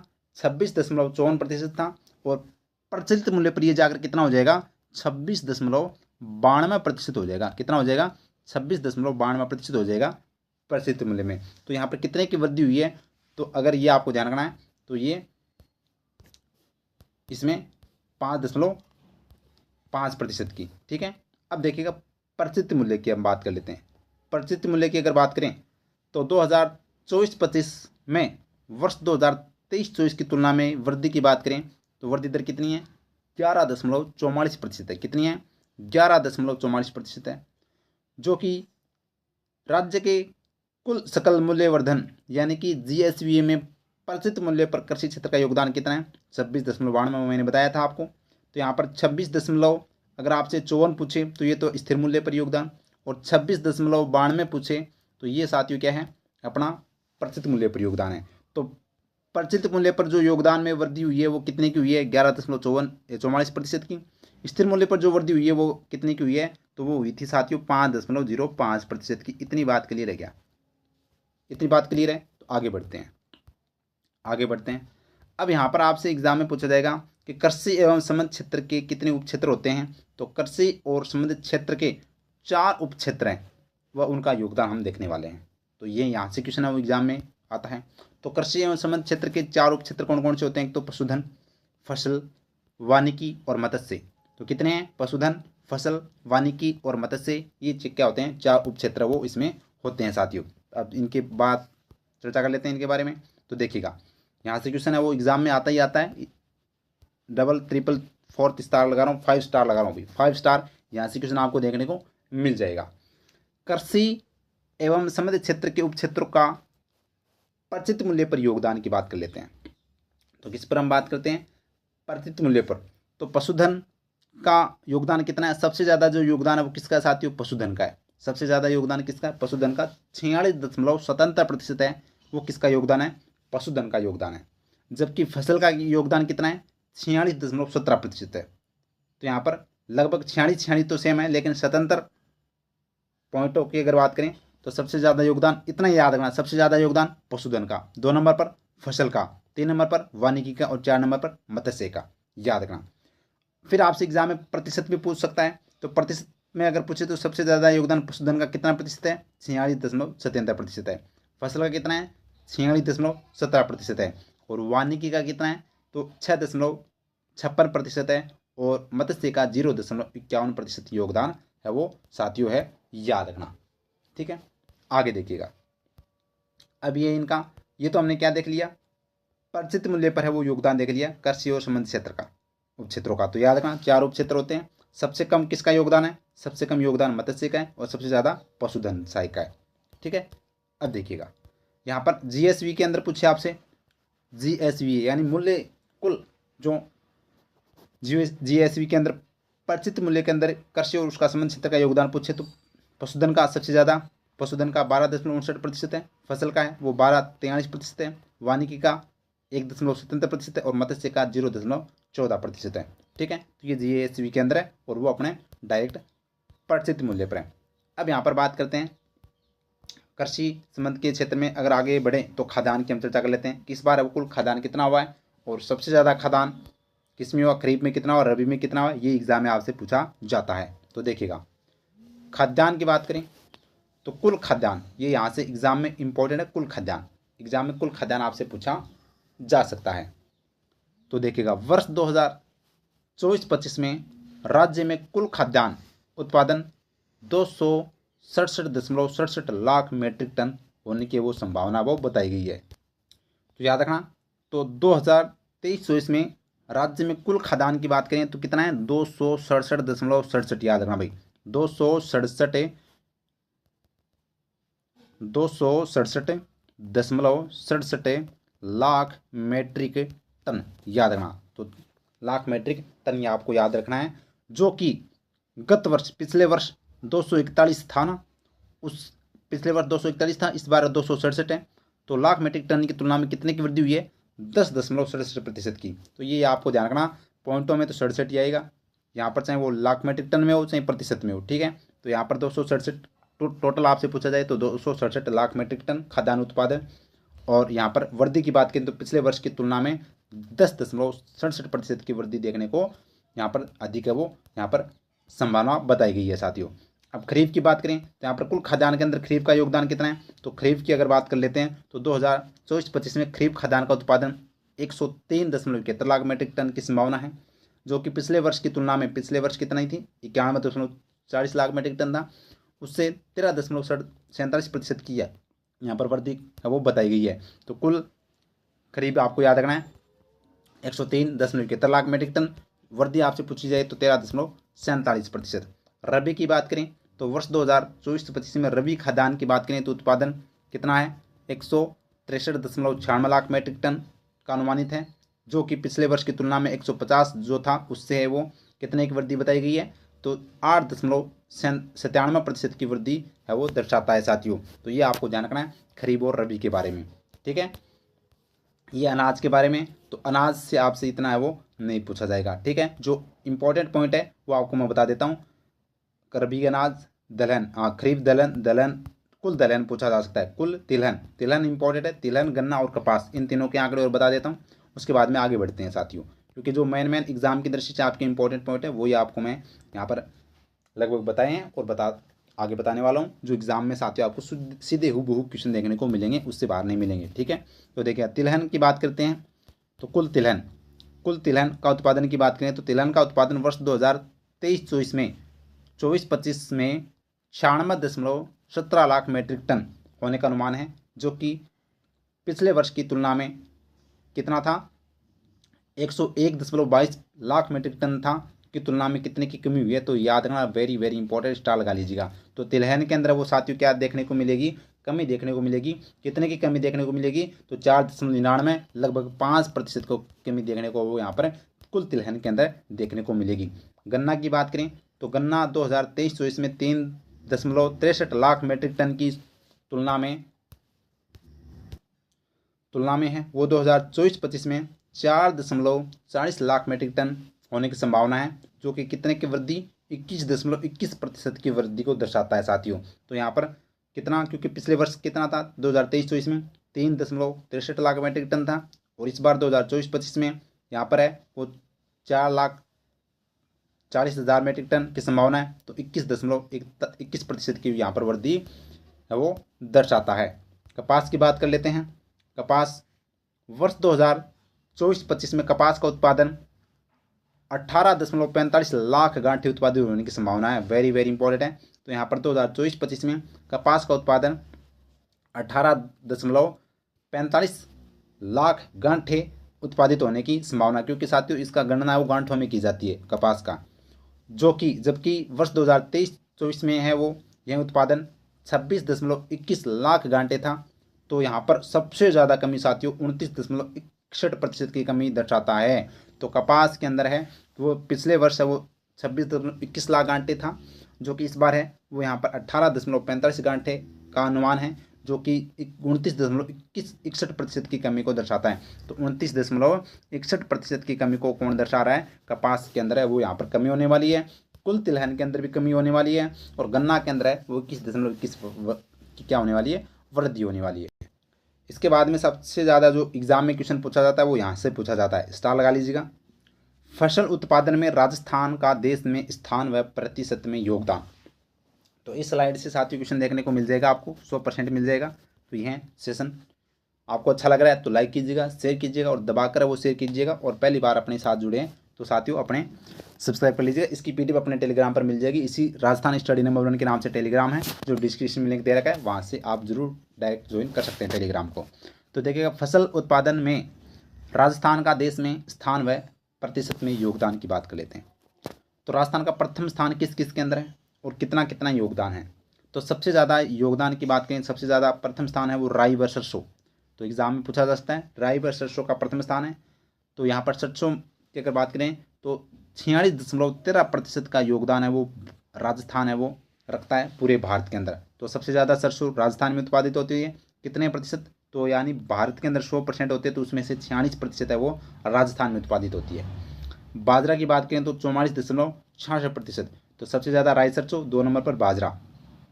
देश के अंदर पहले स्थान पर है, प्रथम स्थान पर राजस्थान, किस किस में, तो सरसों में, बाजरा में, कुल तिलहन देश का कितना प्रतिशत उत्पादित करता है राजस्थान, तो साथियों 22.78%। और पोषक अनाज की बात करें तो 15.66%। और ग्वार की बात करें तो 90, सबसे ज़्यादा भाई ग्वार। बताना आपको ग्वार का भाव कितना चढ़ा था एक समय में, तो ग्वार है वो 90.36%। पोषक अनाज, तो इन आपको सिर्फ इतना ध्यान रखना है, ये ऊपर वाले बिल्कुल सरसों और बाजरा का आपको ये अपने प्रतिशत याद रखना है। बाकी आपको याद रखना है पहले स्थान पर है वो सरसों में, बाजरा में, कुल तिलहन में, पोषक अनाज में और ग्वार में देश के अंदर पहले स्थान पर है। दूसरे स्थान पर किस में राजस्थान? मूंगफली के अंदर दूसरे स्थान पर है। कितना योगदान है? तो कुल भारत का 100% है, तो उसमें से 18.76% मूंगफली है वो राजस्थान उत्पादित करता है। याद रखना दूसरे स्थान पर। तो पहले स्थान पर कौन है? गुजरात है। तृतीय स्थान की बात करते हैं तो तीसरे स्थान पर राजस्थान किस में? ज्वार में। जब ग्वार में पहले स्थान पर है, ज्वार में तीसरे स्थान पर है, चना में तीसरे स्थान पर है। और कुल दलहन, यहाँ पर कुल तिलहन है, कुल तिलहन में, क्योंकि सरसों क्या है?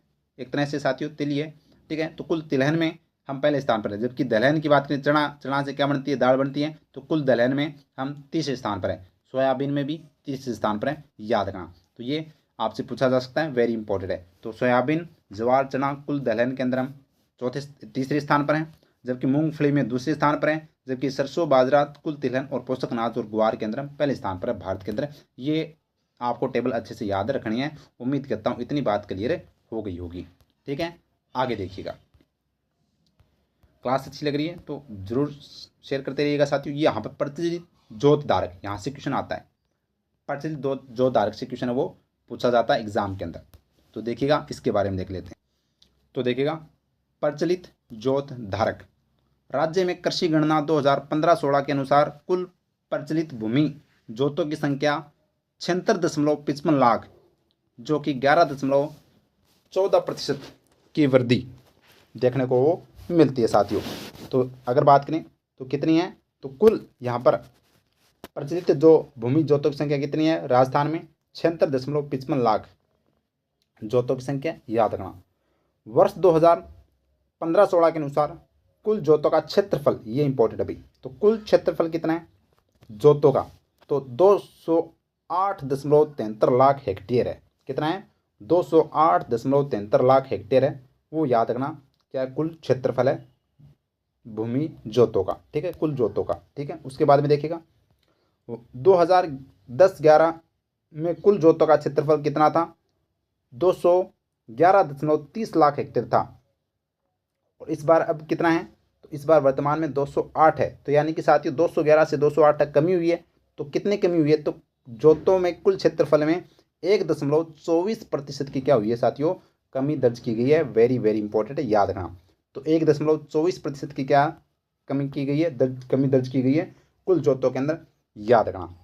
क्षेत्रफल में, किसमें? क्षेत्रफल में, याद रखना। जबकि कुल जोत कितने हैं? कुल जोत हमने देख ली है अच्छे से, 76.55% है।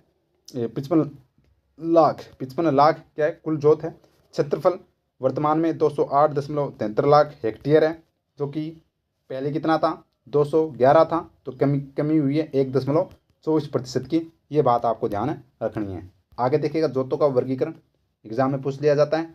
जोतों का वर्गीकरण की बात करें तो सीमांत क्षेत्र के जो मतलब जोत हैं यानी किसान हैं, सबसे ज़्यादा सीमांत क्षेत्र के हैं। इनका क्षेत्रफल 1 हेक्टेयर से कम होता है साथियों। और 40.12% यानी कि कुल जोतों में जो सीमांत जोतों का योगदान है वो कितना है? 40% है।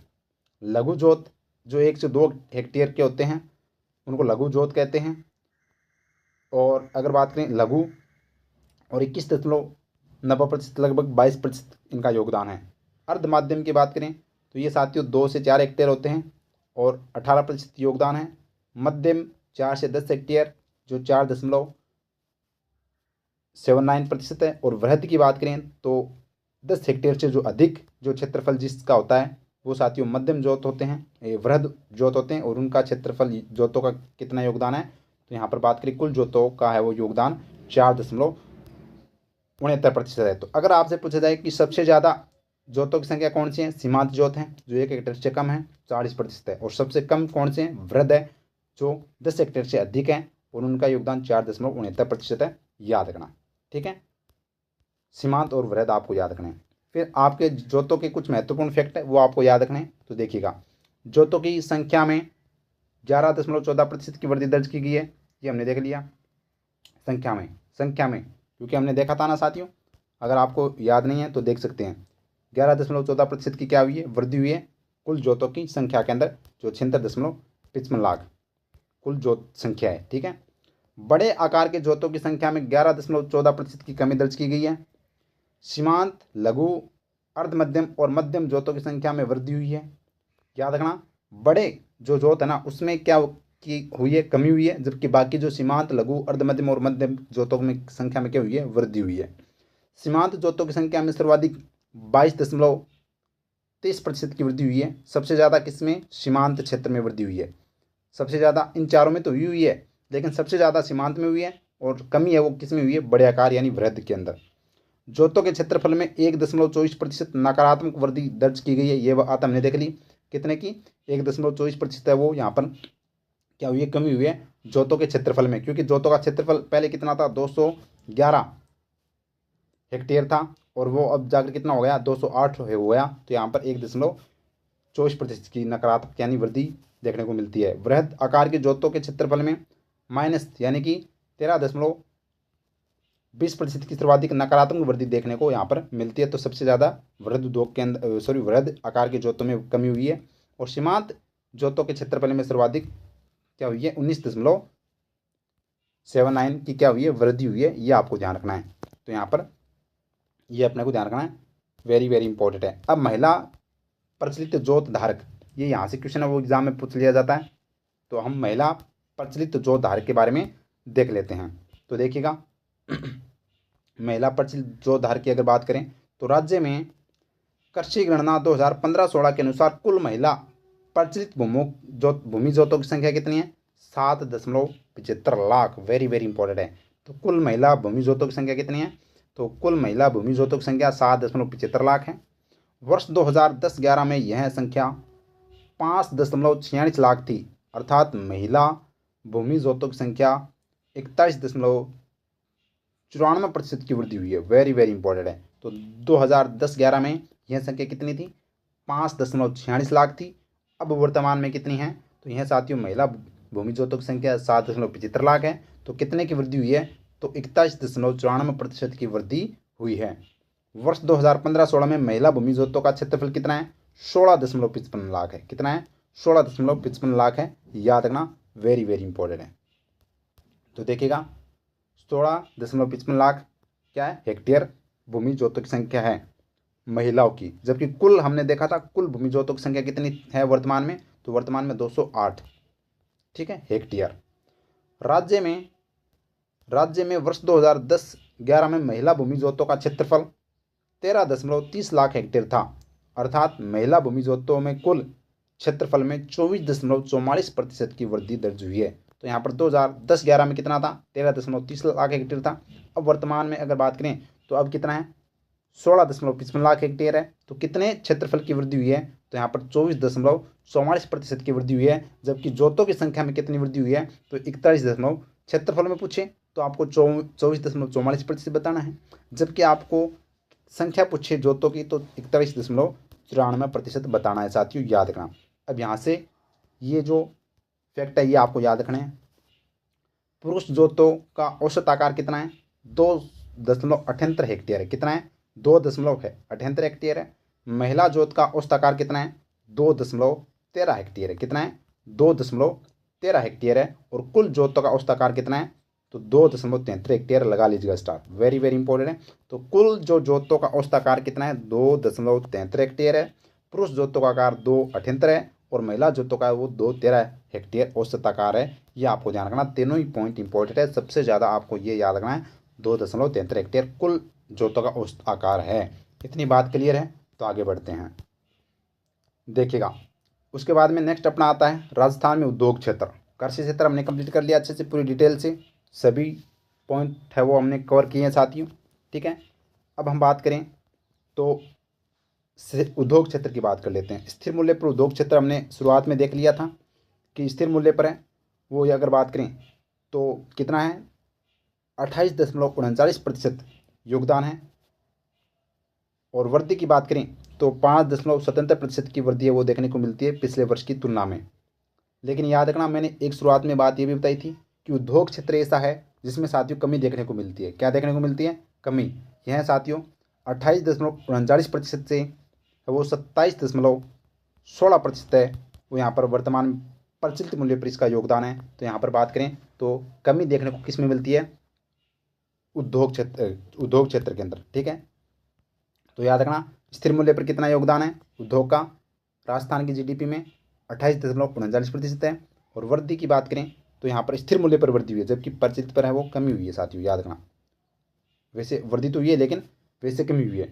राज्य में कुल सकल राज्य मूल्य वर्धित जीएसवी में प्रचलित मूल्य पर ये उद्योग है भाई, उद्योग क्षेत्र का योगदान है वो कितना है? 27 प्रचलित मूल्य पर कितना है? प्रचलित मूल्य पर है वो 27.16% है, जो मैंने बताया है। और जबकि स्थिर पर कितना था? 28% था। तो पिछले वर्ष की तुलना में वो साथियों अगर बात करें तो वृद्धि तो हुई है लेकिन इतनी ज़्यादा वृद्धि नहीं हुई है। ठीक है, 7.88% की। तो यहाँ पर उद्योग के अंदर याद रखना स्थिर पर कितना है? 28 और प्रचलित पर कितना है? 27, याद रखना। तो यानी कमी हुई है प्रचलित पर। अब देखिएगा औद्योगिक क्षेत्र के उप क्षेत्रों का कुल जीएसवी में योगदान। तो यहाँ से एग्जाम में क्वेश्चन पूछ लिया जाता है। तो औद्योगिक क्षेत्र का जो उप क्षेत्र है उसका योगदान की बात करें तो विनिर्माण, सबसे ज़्यादा योगदान किसका? विनिर्माण का है 11.58%। निर्माण का कितना है? 9.46%। खनन और उत्खनन का कितना है? 30%। और विद्युत, गैस, जलापूर्ति और अन्य उपयोगी वस्तुओं का योगदान है वो 2.81% है साथियों। तो सबसे इंपॉर्टेंट है विनिर्माण। विनिर्माण 11.58% और निर्माण 9.47%। तो इन दोनों का योगदान इंपॉर्टेंट है। पहले स्थान पर विनिर्माण है, दूसरे पर निर्माण है, याद रखना। उसके बाद में आपसे पूछा जाए, वो तो हमने जीएसवी के अनुसार देखा था, इसके अनुसार देखें तो औद्योगिक क्षेत्रों के उप क्षेत्रों का प्रचलित मूल्य पर वर्ष 2024-25 अग्रिम अनुमान, वो तो जीएसवी पर अनुमान था। ये अग्रिम अनुमान के योगदान की बात करें तो अग्रिम अनुमान में जो योगदान है वो विनिर्माण का सबसे ज़्यादा विनिर्माण है। वो कि वही बातें आ जाएंगी, विनिर्माण, निर्माण, खनन, उत्खनन और विद्युत, गैस, जलापूर्ति और अन्य उपयोगी। बस प्रतिशत में कुछ डिफरेंस है। तो विनिर्माण का योगदान 42.62% है, निर्माण का है वो 34 आपसे वैसे प्रतिशत नहीं पूछा जाएगा, आपसे सिर्फ ये पूछा जाएगा कि इनका योगदान सबसे ज़्यादा किसका है उद्योग क्षेत्र में। तो विनिर्माण का 1 नंबर पर, 2 नंबर पर निर्माण, 3 नंबर पर खनन उत्खनन। ये आपको वो इस तरह से याद रखना है। ठीक है, फिर बात करते हैं सेवा क्षेत्र की। किसकी बात कर लेते हैं? सेवा क्षेत्र की। तो सेवा क्षेत्र तो देखिएगा स्थिर मूल्य 2011-12 पर हमने पहले भी देख लिया था। स्थिर मूल्य पर जो यहाँ पर 2023-24 में 24-25 में वर्ष 2023-24 की तुलना में कितने की वृद्धि हुई है? 7.38% की साथियों क्या हुई है? वृद्धि हुई है, याद रखना। ठीक है, राज्य में कुल जो राज्य मूल्यवर्धन यानी जीएसवीए में स्थिर मूल्यों पर उद्योग क्षेत्र का योगदान कितना है? तो ये साथियों कितना है? 45.07% है, याद रखना। स्थिर मूल्य पर किस पर है? स्थिर मूल्यों पर। जबकि प्रचलित पर यह 45.92% हो जाएगा। तो यह वृद्धि देखने को हमको मिलती है। तो आगे देखिएगा, तो देखिएगा प्रचलित मूल्य की अब चर्चा कर लेते हैं। वैसे शुरुआत में हमने इनको है वो अच्छे से चर्चा कर ली थी। तो प्रचलित मूल्य पर अगर देखें तो राज्य में कुल सकल राज्य मूल्यवर्धन जीएसवीए में प्रचलित मूल्य पर सेवा क्षेत्र का योगदान 45.92% है साथियों, जो कि 12.29% या 12.2% है। देख सकते हैं इनका योगदान वो देखने को मिलता है। तो कितना योगदान है? 45.92% योगदान है प्रचलित कीमत पर, याद रखना। अब उसके बाद में यहाँ पर जो सेवा क्षेत्र का योगदान क्षेत्र के उप क्षेत्र में कुल जीएसवी में योगदान की हम बात कर लेते हैं। तो यहाँ पर सेवा क्षेत्र का जो उप क्षेत्र है वो उसमें से सबसे ज़्यादा योगदान किसका है? व्यापार, मरम्मत, होटल और जलपान गृह। ये एग्जाम में मैंने शुरुआत में क्वेश्चन करवाया था ना। तो सबसे ज़्यादा सेवा क्षेत्र में योगदान व्यापार का है, मरम्मत का है, होटल, जलपान गृह, ये आपको लाइन याद रखनी है। फिर 2 नंबर पर परिवहन का है, 3 नंबर पर वित्तीय सेवा का है। जबकि उद्योग में आपसे पूछें तो उद्योग में सबसे ज़्यादा योगदान विनिर्माण का है साथियों। उद्योग में विनिर्माण का है, कन्फ्यूज़ नहीं होना है। और फिर निर्माण का है। ठीक है, फिर किसका है? निर्माण का आता है। फिर खनन उत्खनन का आता है। ठीक है, 3 नंबर पर ये उद्योग की बात हो रही है। जबकि सेवा क्षेत्र की बात करें तो सबसे ज़्यादा व्यापार, मरम्मत, होटल, जलपान गृह का आता है सबसे ज़्यादा योगदान, फिर परिवहन का योगदान, फिर वित्तीय सेवाएं। ठीक है, ये अपने को ध्यान रखना है। ऊपर की 3 बातें आपको याद रखनी, 3 आपको याद रखना है, 3 पॉइंट आपको याद रखना है। सबसे ज़्यादा व्यापार, मरम्मत, होटल, 2 नंबर पर परिवहन, 3 नंबर पर वित्तीय। ठीक है, फिर ये 4 नंबर पर पॉइंट आप याद रखो तो रख लेना। ठीक है, और जबकि लोक प्रशासन का 3.26% योगदान है। उसके बाद में सेवा क्षेत्र के उपक्षेत्रों का प्रचलित मूल्य पर योगदान की बात करें तो वही व्यापार, होटल, जलपान गृह आ जाएगा 27 कितना 83%।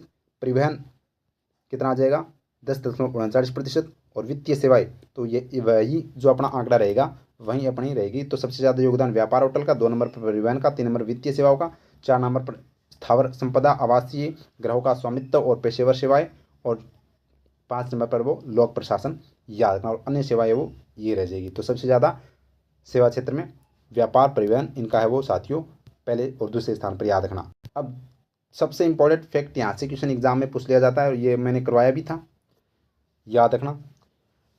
तो निर्यात की बात करते हैं कि वर्ष 2023-24 के दौरान राज्य का कुल निर्यात कितना था भाई 83,704.24 करोड़ रुपए था। ठीक है, अब राजस्थान से निर्यात होने वाली वस्तुएं आपको क्रम ये याद रखना है जो एग्जाम में पूछ लिया जाता है, और ये मैंने क्वेश्चन भी दिखाया था, क्वेश्चन आया था ना, इलेक्ट्रॉनिक्स, कंप्यूटर्स सबसे ज़्यादा निर्यात होते हैं। तो ये क्या अभियांत्रिकी वस्तुएं कौन सी आ जाती है वो अभियांत्रिकी। तो इलेक्ट्रॉनिक सामान जितना भी आ जाता है वो अभियांत्रिकी वस्तु के अंदर आ जाता है। तो राजस्थान से होने वाली सर्वाधिक निर्यात वस्तु कौन सी है अभियांत्रिकी वस्तुएं, जो 19.82% क्या होती है राजस्थान से निर्यात होती है। रत्न और आभूषण 2 नंबर पर कौन सा है रत्न और आभूषण है। 3 नंबर पर धातु वस्तुएं होती है। 4 नंबर पर कपड़ा सबसे ज़्यादा निर्यात होता है। और 5 नंबर पर हस्तशिल्प। ये 5 तक आपको याद रखना है, 5 तक तो आपको याद रखनी है। तो पहले पर अभियांत्रिकी वस्तुएं जैसे इलेक्ट्रॉनिक सामान हो गया, 2 नंबर पर रत्न आभूषण, 3 नंबर पर धातु, 4 नंबर पर कपड़ा और 5 नंबर पर हस्तशिल्प। इन सभी का निर्यात है वो राजस्थान से होता है साथियों, याद रखना। और बाकी आप है वो अपनी PDF के अंदर आप देख लेना। ठीक है, आगे देखिएगा। उसके बाद में अपना मोटिवेशन कोटेज देखिएगा। हर संभव कार्य करने का एक ही तरीका है कड़ी मेहनत। हर हर असंभव कार्य को करने का एक ही तरीका है कड़ी मेहनत। साथियों आप कड़ी मेहनत से वो असंभव कार्य को भी है वो संभव बना सकते हैं। यानी कि कड़ी मेहनत से भी आप है वो अपने जो विपरीत परिणाम को अपने पक्ष में है वो कर सकते हैं। ये साथियों मेहनत का नतीजा होता है। ठीक है, तो ये आपको ध्यान रखना है। उसके बाद में देखिएगा ऊर्जा से क्वेश्चन आता है भाई, भर भर कर क्वेश्चन आता है। तो ऊर्जा आपको वो अच्छे से पढ़ेंगे हम, ऊर्जा हम क्या पढ़ेंगे अच्छे से पढ़ेंगे। ठीक है, तो देखिएगा भाई ऊर्जा की बात कर लेते हैं। दिसंबर 2024 तक राज्य में बिजली की स्थापित क्षमता कितनी है 26,325.19 मेगावाट है। साथियों हम आर्थिक समीक्षा की बात कर रहे हैं। ठीक है, दिसंबर 2024 तक के इसमें आंकड़े आर्थिक समीक्षा के अंदर है तो याद रखना। तो दिसंबर 2024 तक, और आपके आर्थिक समीक्षा ऐसे ही क्वेश्चन आएंगे, उससे बाहर क्वेश्चन नहीं आएंगे। ठीक है, तो अपना जो राज्य में बिजली स्थापित क्षमता कितनी है 26,325.19 मेगावाट है। आगे देखिएगा, राज्य की मार्च 2024 तक अधिष्ठापित क्षमता कितनी है। तो राज्य की मार्च 2024 तक अधिष्ठापित क्षमता 24,783.64 मेगावाट थी। याद रखना, वेरी वेरी इंपॉर्टेंट, लगा लीजिएगा स्टार। जो कि दिसंबर 2024 तक बढ़कर 26,325.19 मेगावाट हो गई। ये आपको डाटा याद रखना है, ये डाटा आपको याद रखना है। तो दिसंबर 2024 तक राजस्थान की कुल अधिष्ठापित क्षमता कितनी है ऊर्जा की, तो 26,325.19 मेगावाट। ये आपको ध्यान रखना, अधिष्ठापित जो ऊर्जा वो कितनी है क्षमता दिसंबर 2024 तक 26,325 मेगावाट, याद रखना भी। फिर दिसंबर 2024 तक राज्य सरकार की परियोजनाओं से स्थापित थर्मल क्षमता कितनी है। तो थर्मल क्षमता कितनी है 7,830 मेगावाट है। कितनी है 7,830 मेगावाट है वो साथियों क्या है थर्मल क्षमता है दिसंबर 2024 तक राज्य की परियोजनाओं से।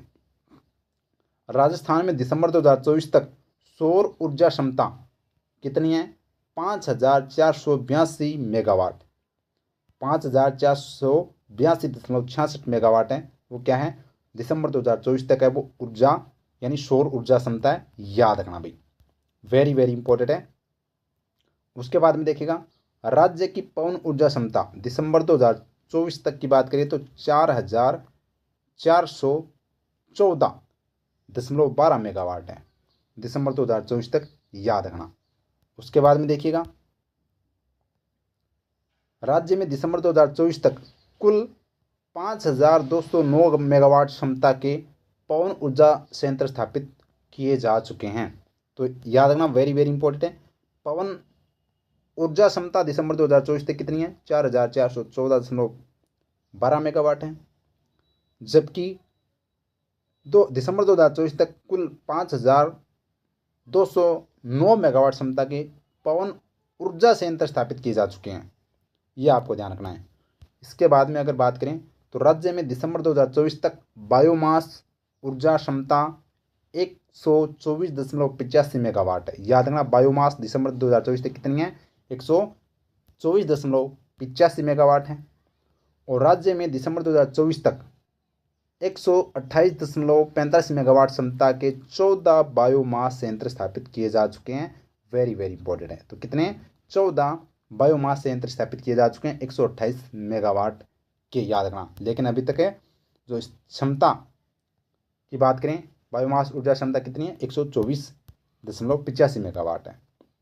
उसके बाद में देखिएगा, राज्य में दिसंबर 2024 तक पवन और सौर ऊर्जा को मिलाकर कुल स्थापित क्षमता 37.59% का भाग है। तो इन दोनों को, पवन और सौर ऊर्जा को मिलाएं तो कुल ऊर्जा उत्पादन का 37.59% है। ये भी आपको ध्यान रखना है। इसके बाद में अगर बात करें तो राज्य में मार्च 2017 तक कुल EHV प्रसारण नेटवर्क 36,079 सर्किट किलोमीटर था, जो कि दिसंबर 2024 से बढ़कर है वो 44,638 सर्किट किलोमीटर हो गया है, जिससे वर्ष 2016-17 से दिसंबर 2024 तक 23.72% की वृद्धि हुई है। राजस्थान की कुल उपलब्धता में वर्ष 2020-21 में वर्ष 2023-24 के बीच में साथियों 27.87% की क्या हुई है? ऊर्जा उपलब्धता में क्या हुई है? वृद्धि देखने को मिली है। यह आपको ध्यान रखना है। अब यहाँ से क्वेश्चन एग्जाम में ये इंपॉर्टेंट है। राज्य में दिसंबर 2024 यानी दिसंबर 2024 तक रूफटॉप संयंत्रों और एवं ऑफ ग्रिड संयंत्रों के अलावा 22,676 मेगावाट क्षमता के ग्राउंड माउंटेड सौर ऊर्जा संयंत्र स्थापित किए जा चुके हैं। तो ग्राउंड माउंटेड सौर ऊर्जा संयंत्र स्थापित किए जा चुके हैं। तो याद रखना, तो कितने? 22,676 रूफटॉप संयंत्रों के अलावा, याद रखना, ग्राउंड माउंटेन सौर ऊर्जा संयंत्र स्थापित किए जा चुके हैं। इसके अलावा साथियों दिसंबर 2024 तक 43,965 गाँवों को विद्युत से जोड़ा गया है। ये अपनी आर्थिक समीक्षा में है। तो आरपीसी पूछ सकती है कि कितने गाँवों को है वो विद्युत से जोड़ा गया है, बिजली से जोड़ा गया है। तो 43,965 गाँवों को है वो यहाँ पर विद्युत से जोड़ा गया है। इसके अलावा साथियों, जीत कर दिखाओ उनको जो तुम्हारी हार का इंतज़ार कर रहे हैं, ये लाइनें बड़ी शानदार है। तो जो आपके हार का इंतज़ार कर रहे हैं उनको है वो आपके परिणाम ऐसे लेकर आओ कि आपकी सफलता साथियों शोर मचा दे। तो अपने ऊर्जा से सबसे इम्पोर्टेंट आपको है वो जो शुरुआत में मैंने बताए हैं, अधिष्ठापित याद रखना है। अधिष्ठापित कितनी हो गई टोटल? 26,325। ये इंपॉर्टेंट है, दिमाग में अपने बिठा लेना। थर्मल का योगदान है वो कितना है क्षमता? तो यहाँ पर 7,830 मेगावाट हो चुकी है, जबकि सौर ऊर्जा 5,482.66 और पवन ऊर्जा 4414 मेगावाट, याद रखना। ठीक है, ये अपने को ध्यान रखना है। ये एग्जाम की दृष्टि से इंपॉर्टेंट है पॉइंट। इसके बाद में देखिएगा, दिसंबर 2024 तक 22,657 उपभोक्ताओं को के लिए 111.77 मेगावाट सोलर रूफटॉप क्षमता स्थापित की जा चुकी है। तो याद रखना, 22,657 उपभोक्ताओं के लिए 111.77 मेगावाट सोलर रूफटॉप क्षमता स्थापित की जा चुकी है। याद रखना, वेरी वेरी इंपॉर्टेंट है। वर्ष 2024-25 दिसंबर 2024 तक में किसानों को 72,373 कृषि कनेक्शन प्रदान किए जा चुके हैं। ये भी याद रखना भाई, 72,373 कृषि कनेक्शन है वो किसानों को दिए जा चुके हैं दिसंबर 2024 तक। राजस्थान में दिसंबर 2024 तक 196.22 विद्युत उपभोक्ता है। तो कितने उपभोक्ता हैं? तो यहाँ पर गांव पूछे कितने गांवों को बिजली दी गई है, तो 43,000 से अधिक गांवों को। जबकि उपभोक्ता पूछे तो 196.22 लाख क्या है, बिजली उपभोक्ता है दिसंबर 2024 तक। ये आपको ध्यान रखना है, ठीक है। इसके बाद में परिवहन की बात कर लेते हैं, जो आपके एग्ज़ाम, प्रत्येक एग्ज़ाम की दृष्टि से इम्पोर्टेंट हो जाता है, क्योंकि ज्योग्राफी में परिवहन टॉपिक होता है साथियों, और ये सभी एग्ज़ाम के लिए इम्पोर्टेंट है, कोई भी एग्ज़ाम हो, ठीक है। तो याद रखना। परिवहन की बात करते हैं तो राज्य में सड़क लंबाई के प्रकार की बात करते हैं, तो यहाँ पर मार्च 2024 तक की यहाँ पर जो इसमें आर्थिक समीक्षा में दिया गया था, कुल सड़क की लंबाई कितनी है राजस्थान में? 3,17,121 किलोमीटर। तो कितनी है भाई? 3,17,121 किलोमीटर। ये राजस्थान में सड़कों की कुल लंबाई है। 3,17,000 कितनी है? 121 है, ये 27 नहीं, सॉरी 21, 121 किलोमीटर है, ठीक है, याद रखना। अब इनमें से भी अगर बात करें तो एग्ज़ाम में पूछा जा सकता है। मैं जूम कर लेता हूँ ताकि आपको अच्छे से दिखाई दे। राष्ट्रीय राजमार्ग की कुल लंबाई राजस्थान में कितनी है? 10,790 है। राज्य मार्ग कितने हैं? 17,373 किलोमीटर है। प्रमुख जिला सड़कें कितनी हैं? 14,372 किलोमीटर है। और इसके अलावा साथियों जो अपनी अन्य सड़कें और ग्रामीण सड़कें हैं वो सबसे ज़्यादा हैं। तो अगर बात करें तो देखिएगा, अन्य जो जिला सड़कें हैं वो कितनी हैं? 68,265 किलोमीटर है। और ग्रामीण सड़कें सबसे ज़्यादा 2,06,318 किलोमीटर है। तो आपको एक तो कुल याद रखना है, कुल सड़क कितनी है? 3,17,121 किलोमीटर है। और सबसे इम्पोर्टेंट आपको जो याद रखनी है वो शुरुआत की ये याद रखनी है, राज्य सड़कें कितनी है? 10,790 किलोमीटर। जबकि सॉरी, राष्ट्रीय सड़कें कितनी है? राष्ट्रीय सड़कें वो 10,790 किलोमीटर है। जबकि राज्य सड़कें है वो 17,000, जो स्टेट हाईवे है वो साथियों कितनी है? 17,000 अपने 376 किलोमीटर है। और नेशनल हाईवे है वो साथियों 10,790 है। ये बातें आपको याद रखनी है। अब देखिएगा, देख लेते हैं हम अच्छे से। सड़क की बात करें तो एग्ज़ाम में सबसे ज़्यादा बार यह क्वेश्चन बहुत बार पूछा जा चुका, सभी एग्ज़ाम में यह क्वेश्चन घूम घूम कर आया है। तो ये देखिएगा भाई, ये क्वेश्चन मैं दिखाना भूल गया था, सभी एग्ज़ाम में आया है लगभग। मार्च 2024 तक राजस्थान का सड़क घनत्व 92.66 किलोमीटर प्रति 100 वर्ग किलोमीटर में है। तो यहाँ पर बात करें तो 92.66 बट्टे में 100 प्रति वर्ग किलोमीटर, याद रखना भाई। तो सबसे इंपॉर्टेंट है कि 100 वर्ग किलोमीटर के अंदर राजस्थान में सड़क घनत्व कितना है? 92.66 है। वेरी वेरी इंपॉर्टेंट है, स्टार लगा लीजिएगा। मैं फिर कह रहा हूँ, आपके एग्जाम में देखने को मिल सकता है साथियों। तो राजस्थान में सड़क घनत्व कितना है? 92.66% घनत्व है, याद रखना वर्तमान में, अपनी आर्थिक समीक्षा के अकॉर्डिंग। मार्च 2024 तक 39,408 गाँव सड़क से जुड़ चुके हैं। तो कितने गाँव? 39,408 गाँव हैं वो मार्च 2024 तक वो सड़क से जुड़ चुके हैं, जो कि कुल गाँवों का 91.09% है। कितना प्रतिशत है? 91.09% है साथियों। ये आपको ध्यान रखना है, वेरी वेरी इंपॉर्टेंट है। इसके बाद में देखिएगा, राजस्थान में कुल सड़कों की लंबाई कितनी है? मार्च 2024 तक की हम बात करें तो कुल लंबाई है वो कितनी है? 3,17,121 किलोमीटर है, जो हमने ऊपर देख ली थी। राष्ट्रीय राजमार्ग कितने हैं? तो राष्ट्रीय राजमार्ग याद रखना 10,790 किलोमीटर है। कुल राष्ट्रीय राजमार्ग राजस्थान में कितने हैं? 47 राष्ट्रीय राजमार्ग है, जबकि इनकी लंबाई कितनी है? तो 10,790 किलोमीटर है। राज्य राजमार्ग की बात करें, स्टेट हाईवे की बात करें तो 17,376 किलोमीटर है। और कुल अपने राज्य हाईवे कितने हैं राजस्थान में? तो 23 है। मुख्य जिला सड़कें 14,372 किलोमीटर है। अन्य सड़कें वो साथियों कितनी हैं? तो ये है वो 68,265 किलोमीटर है। और ग्रामीण सड़कें 2,06,318 किलोमीटर है। ये आपको ध्यान रखना है। जबकि अगर बात करें तो कितने गांव जुड़ चुके हैं सड़कों से? 39,408 गाँव, जो कुल गाँवों का कितना प्रतिशत है?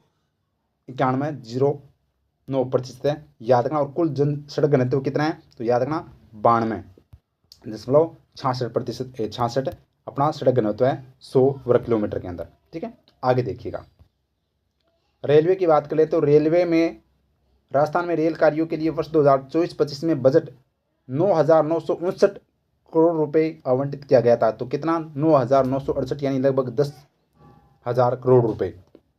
मार्च 2022 के अंत तक राज्य में रेल मार्गों की कुल लंबाई 6046 किलोमीटर थी, जो कि कुल भारतीय रेल मार्ग 68,043 किलोमीटर की कितना प्रतिशत है? 8.89% है वो राजस्थान के अंदर रेल मार्ग है साथियों, देश के कुल रेल मार्ग का। राजस्थान में कुल 5,703 रेल किलोमीटर रेलवे लाइन का विद्युतीकरण हो चुका है, जो कि ब्रॉड गेज मार्ग का 97% है। तो यहाँ पर कितने किलोमीटर रेल का हो चुका है? तो 5,303 जो किलोमीटर है उसका रेलवे का विद्युतीकरण, रेलवे लाइन का क्या हो चुका है? विद्युतीकरण हो चुका है साथियों, याद रखना। राजस्थान में 4 वंदे भारत एक्सप्रेस ट्रेन चल रही है, जिनमें से ये इंपॉर्टेंट भाई स्टार लगा लीजिएगा, यहाँ से क्वेश्चन पूछा जा सकता है। जिनमें से अजमेर चंडीगढ़, जोधपुर साबरमती, उदयपुर सिटी से जयपुर और उदयपुर सिटी से आगरा कैंट शामिल हैं। तो 4 वंदे भारत एक्सप्रेस चलती है, एक तो चंडीगढ़ से, अजमेर से चंडीगढ़ के लिए, एक जोधपुर से साबरमती के लिए, एक उदयपुर से जयपुर के लिए और एक उदयपुर से आगरा के लिए। तो 4 वंदे भारत एक्सप्रेस है वो चल रही है। अपनी ये बजट अपनी आर्थिक समीक्षा के अकॉर्डिंग याद रखना है। नेक्स्ट देखिएगा साथियों, पर्यटन, स्टार लगा लीजिएगा। सबसे ज़्यादा जो, यानी कि यह इंपॉर्टेंट है, यानी लास्ट तक इस क्लास पर बने रहना। मैं कह रहा हूँ एग्जाम में आपका एक भी क्वेश्चन गलत नहीं होगा और एग्जाम में सीधे सीधे क्वेश्चन है वो देखने को मिलेंगे। पर्यटन की बात कर लेते हैं, तो यहाँ से क्वेश्चन आएगा भाई, वर्ष 2024 में कुल कितने पर्यटन आए थे? तो 2,321.56 लाख पर्यटकों ने राजस्थान में भ्रमण किया। कितने पर्यटकों ने साथियों?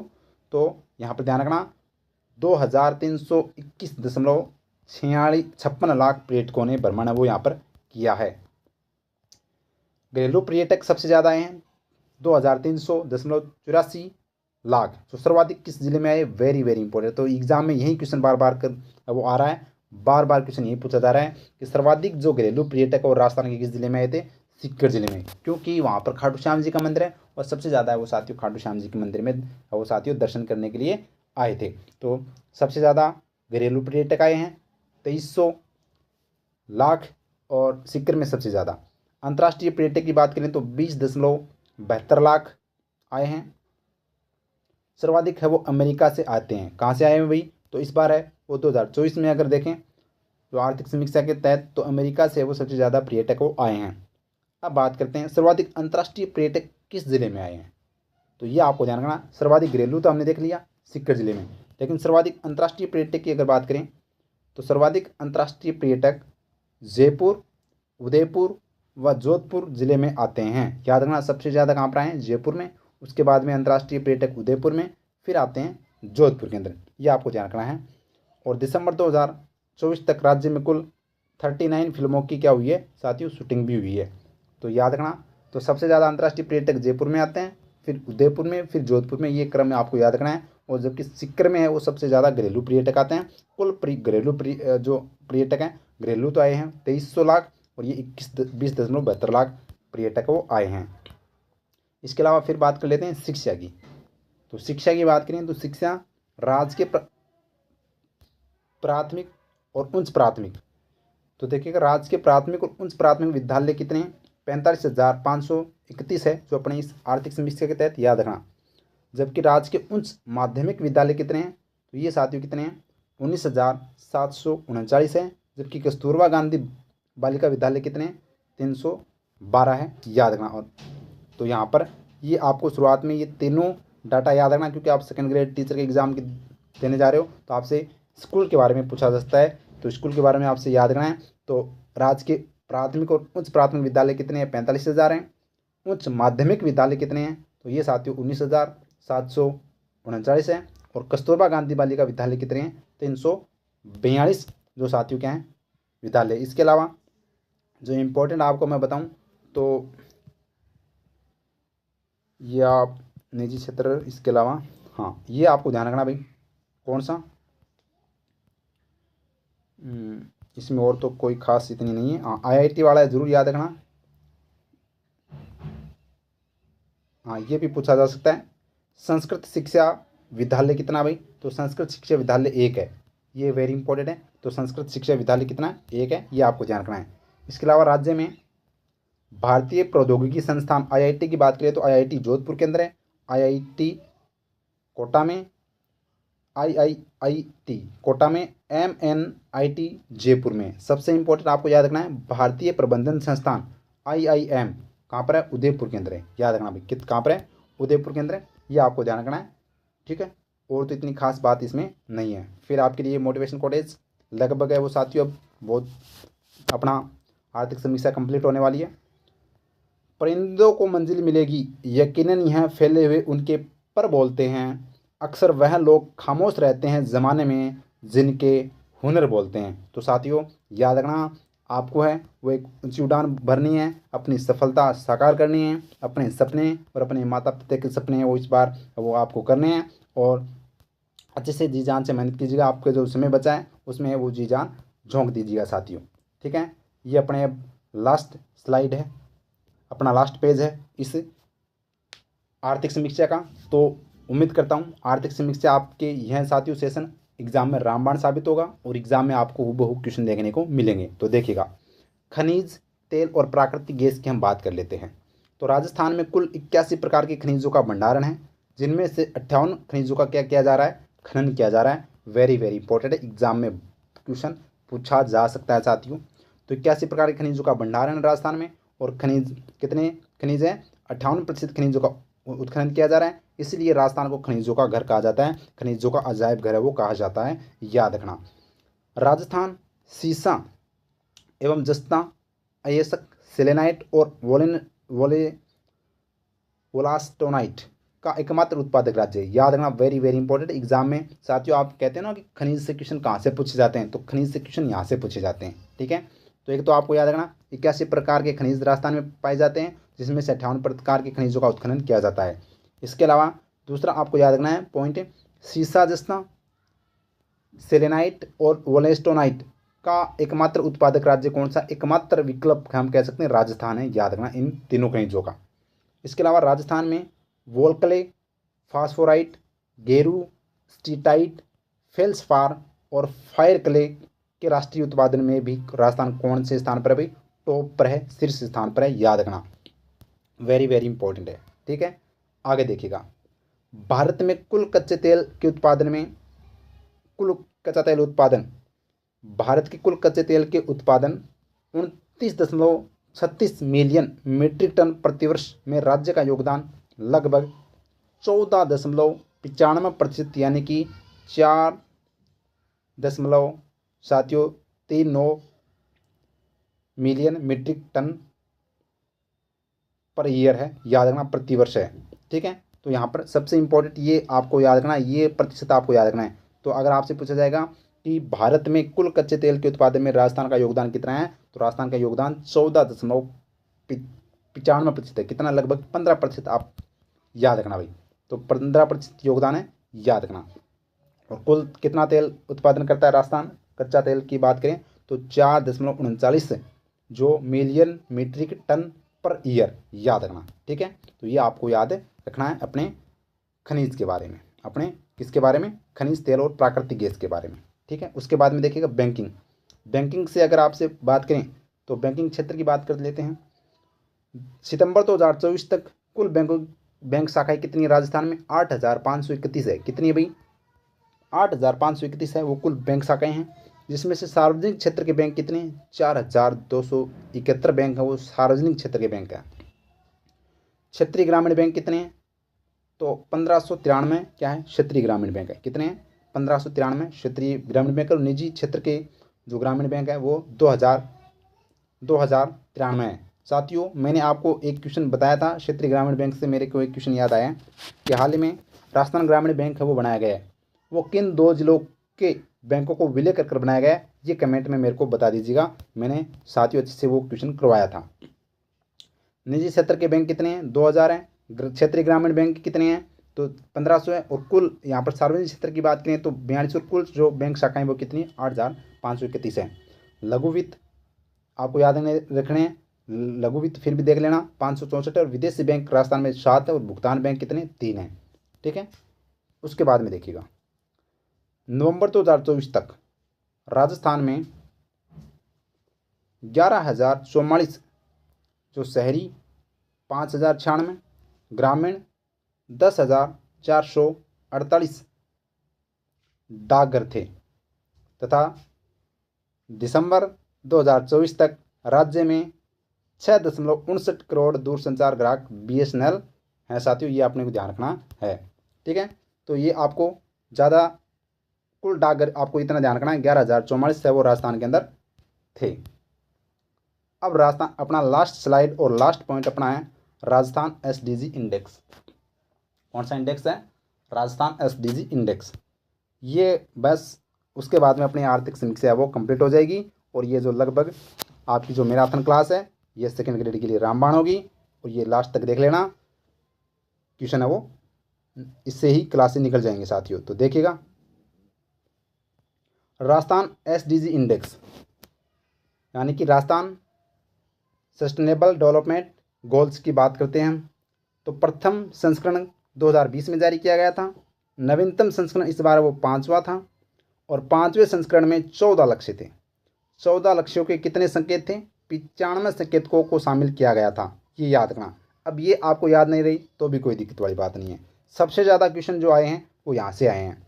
प्रथम स्थान झुंझुनू जिला, तो याद रखना SDG इंडेक्स में पहले स्थान पर कौन सा जिला है?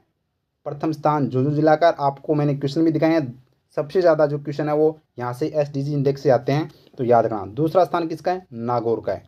स्कोर भी आपको याद नहीं रखना है, बस आपको सिर्फ ये याद रखना है। प्रथम स्थान पर झुंझुनू, दूसरे स्थान पर नागौर और तीसरे स्थान पर सीकर रहा है। सबसे निम्न स्थान यानी कि सबसे नीचे स्थान पर यानी अंतिम स्थान पर कौन सा जिला है? जैसलमेर जिला है। ये एग्जाम में पूछा गया है, मिलान करना पूछा जाता है प्रथम और अंतिम, और या प्रथम जिला या अंतिम जिला, याद रखना, ठीक है। तो यहाँ पर सबसे अंतिम स्थान पर कौन है? SDG के अंदर जैसलमेर है। और प्रथम स्थान तो आपको याद रखना है झुंझुनू जिला है। 5वां संस्करण था, नवीनतम। तो ये आपका जो आर्थिक समीक्षा का डर था वो मैंने लगभग है वो साथियों, अपना ज़्यादा समय नहीं हुआ है, 1 घंटे और 36 मिनट की क्लास में पूरी आर्थिक समीक्षा मैंने करवा दी है। और ये अपनी ई-बुक के अंदर है, तो ये अभी तक आपने ई-बुक नहीं लिए तो ले लेना। वैसे आपको इसकी PDF मैं टेलीग्राम पर डाल दूंगा इस क्लास की। अब लास्ट में आपके लिए कुछ मोटिवेशन कोटेज अपनी लास्ट के क्लास के अंत में, तो देखिएगा। गुजर रही है उम्र पर जीना अभी बाकी है, जिन हालातों ने पटका है ज़मीन पर उन्हें उठाकर जवाब देना अभी बाकी है। वक्त को कहने दो, वक्त को करने दो अपनी मनमानी, मेरा वक्त आना अभी बाकी है। चल रहा हूँ मंजिल के सफ़र में, मंजिल को पाना अभी बाकी है, मंजिल को पाना अभी बाकी है। तो साथियों ये था अपना आज का सेशन। और सेशन अच्छा लगा है तो प्यारा सा लाइक कर दीजिएगा और ज़्यादा से ज़्यादा क्लास को वो शेयर कर दीजिएगा। और पहली बार आए हैं तो सब्सक्राइब करना भी न भूलें। Thank you. जय हिंद, जय भारत माता की।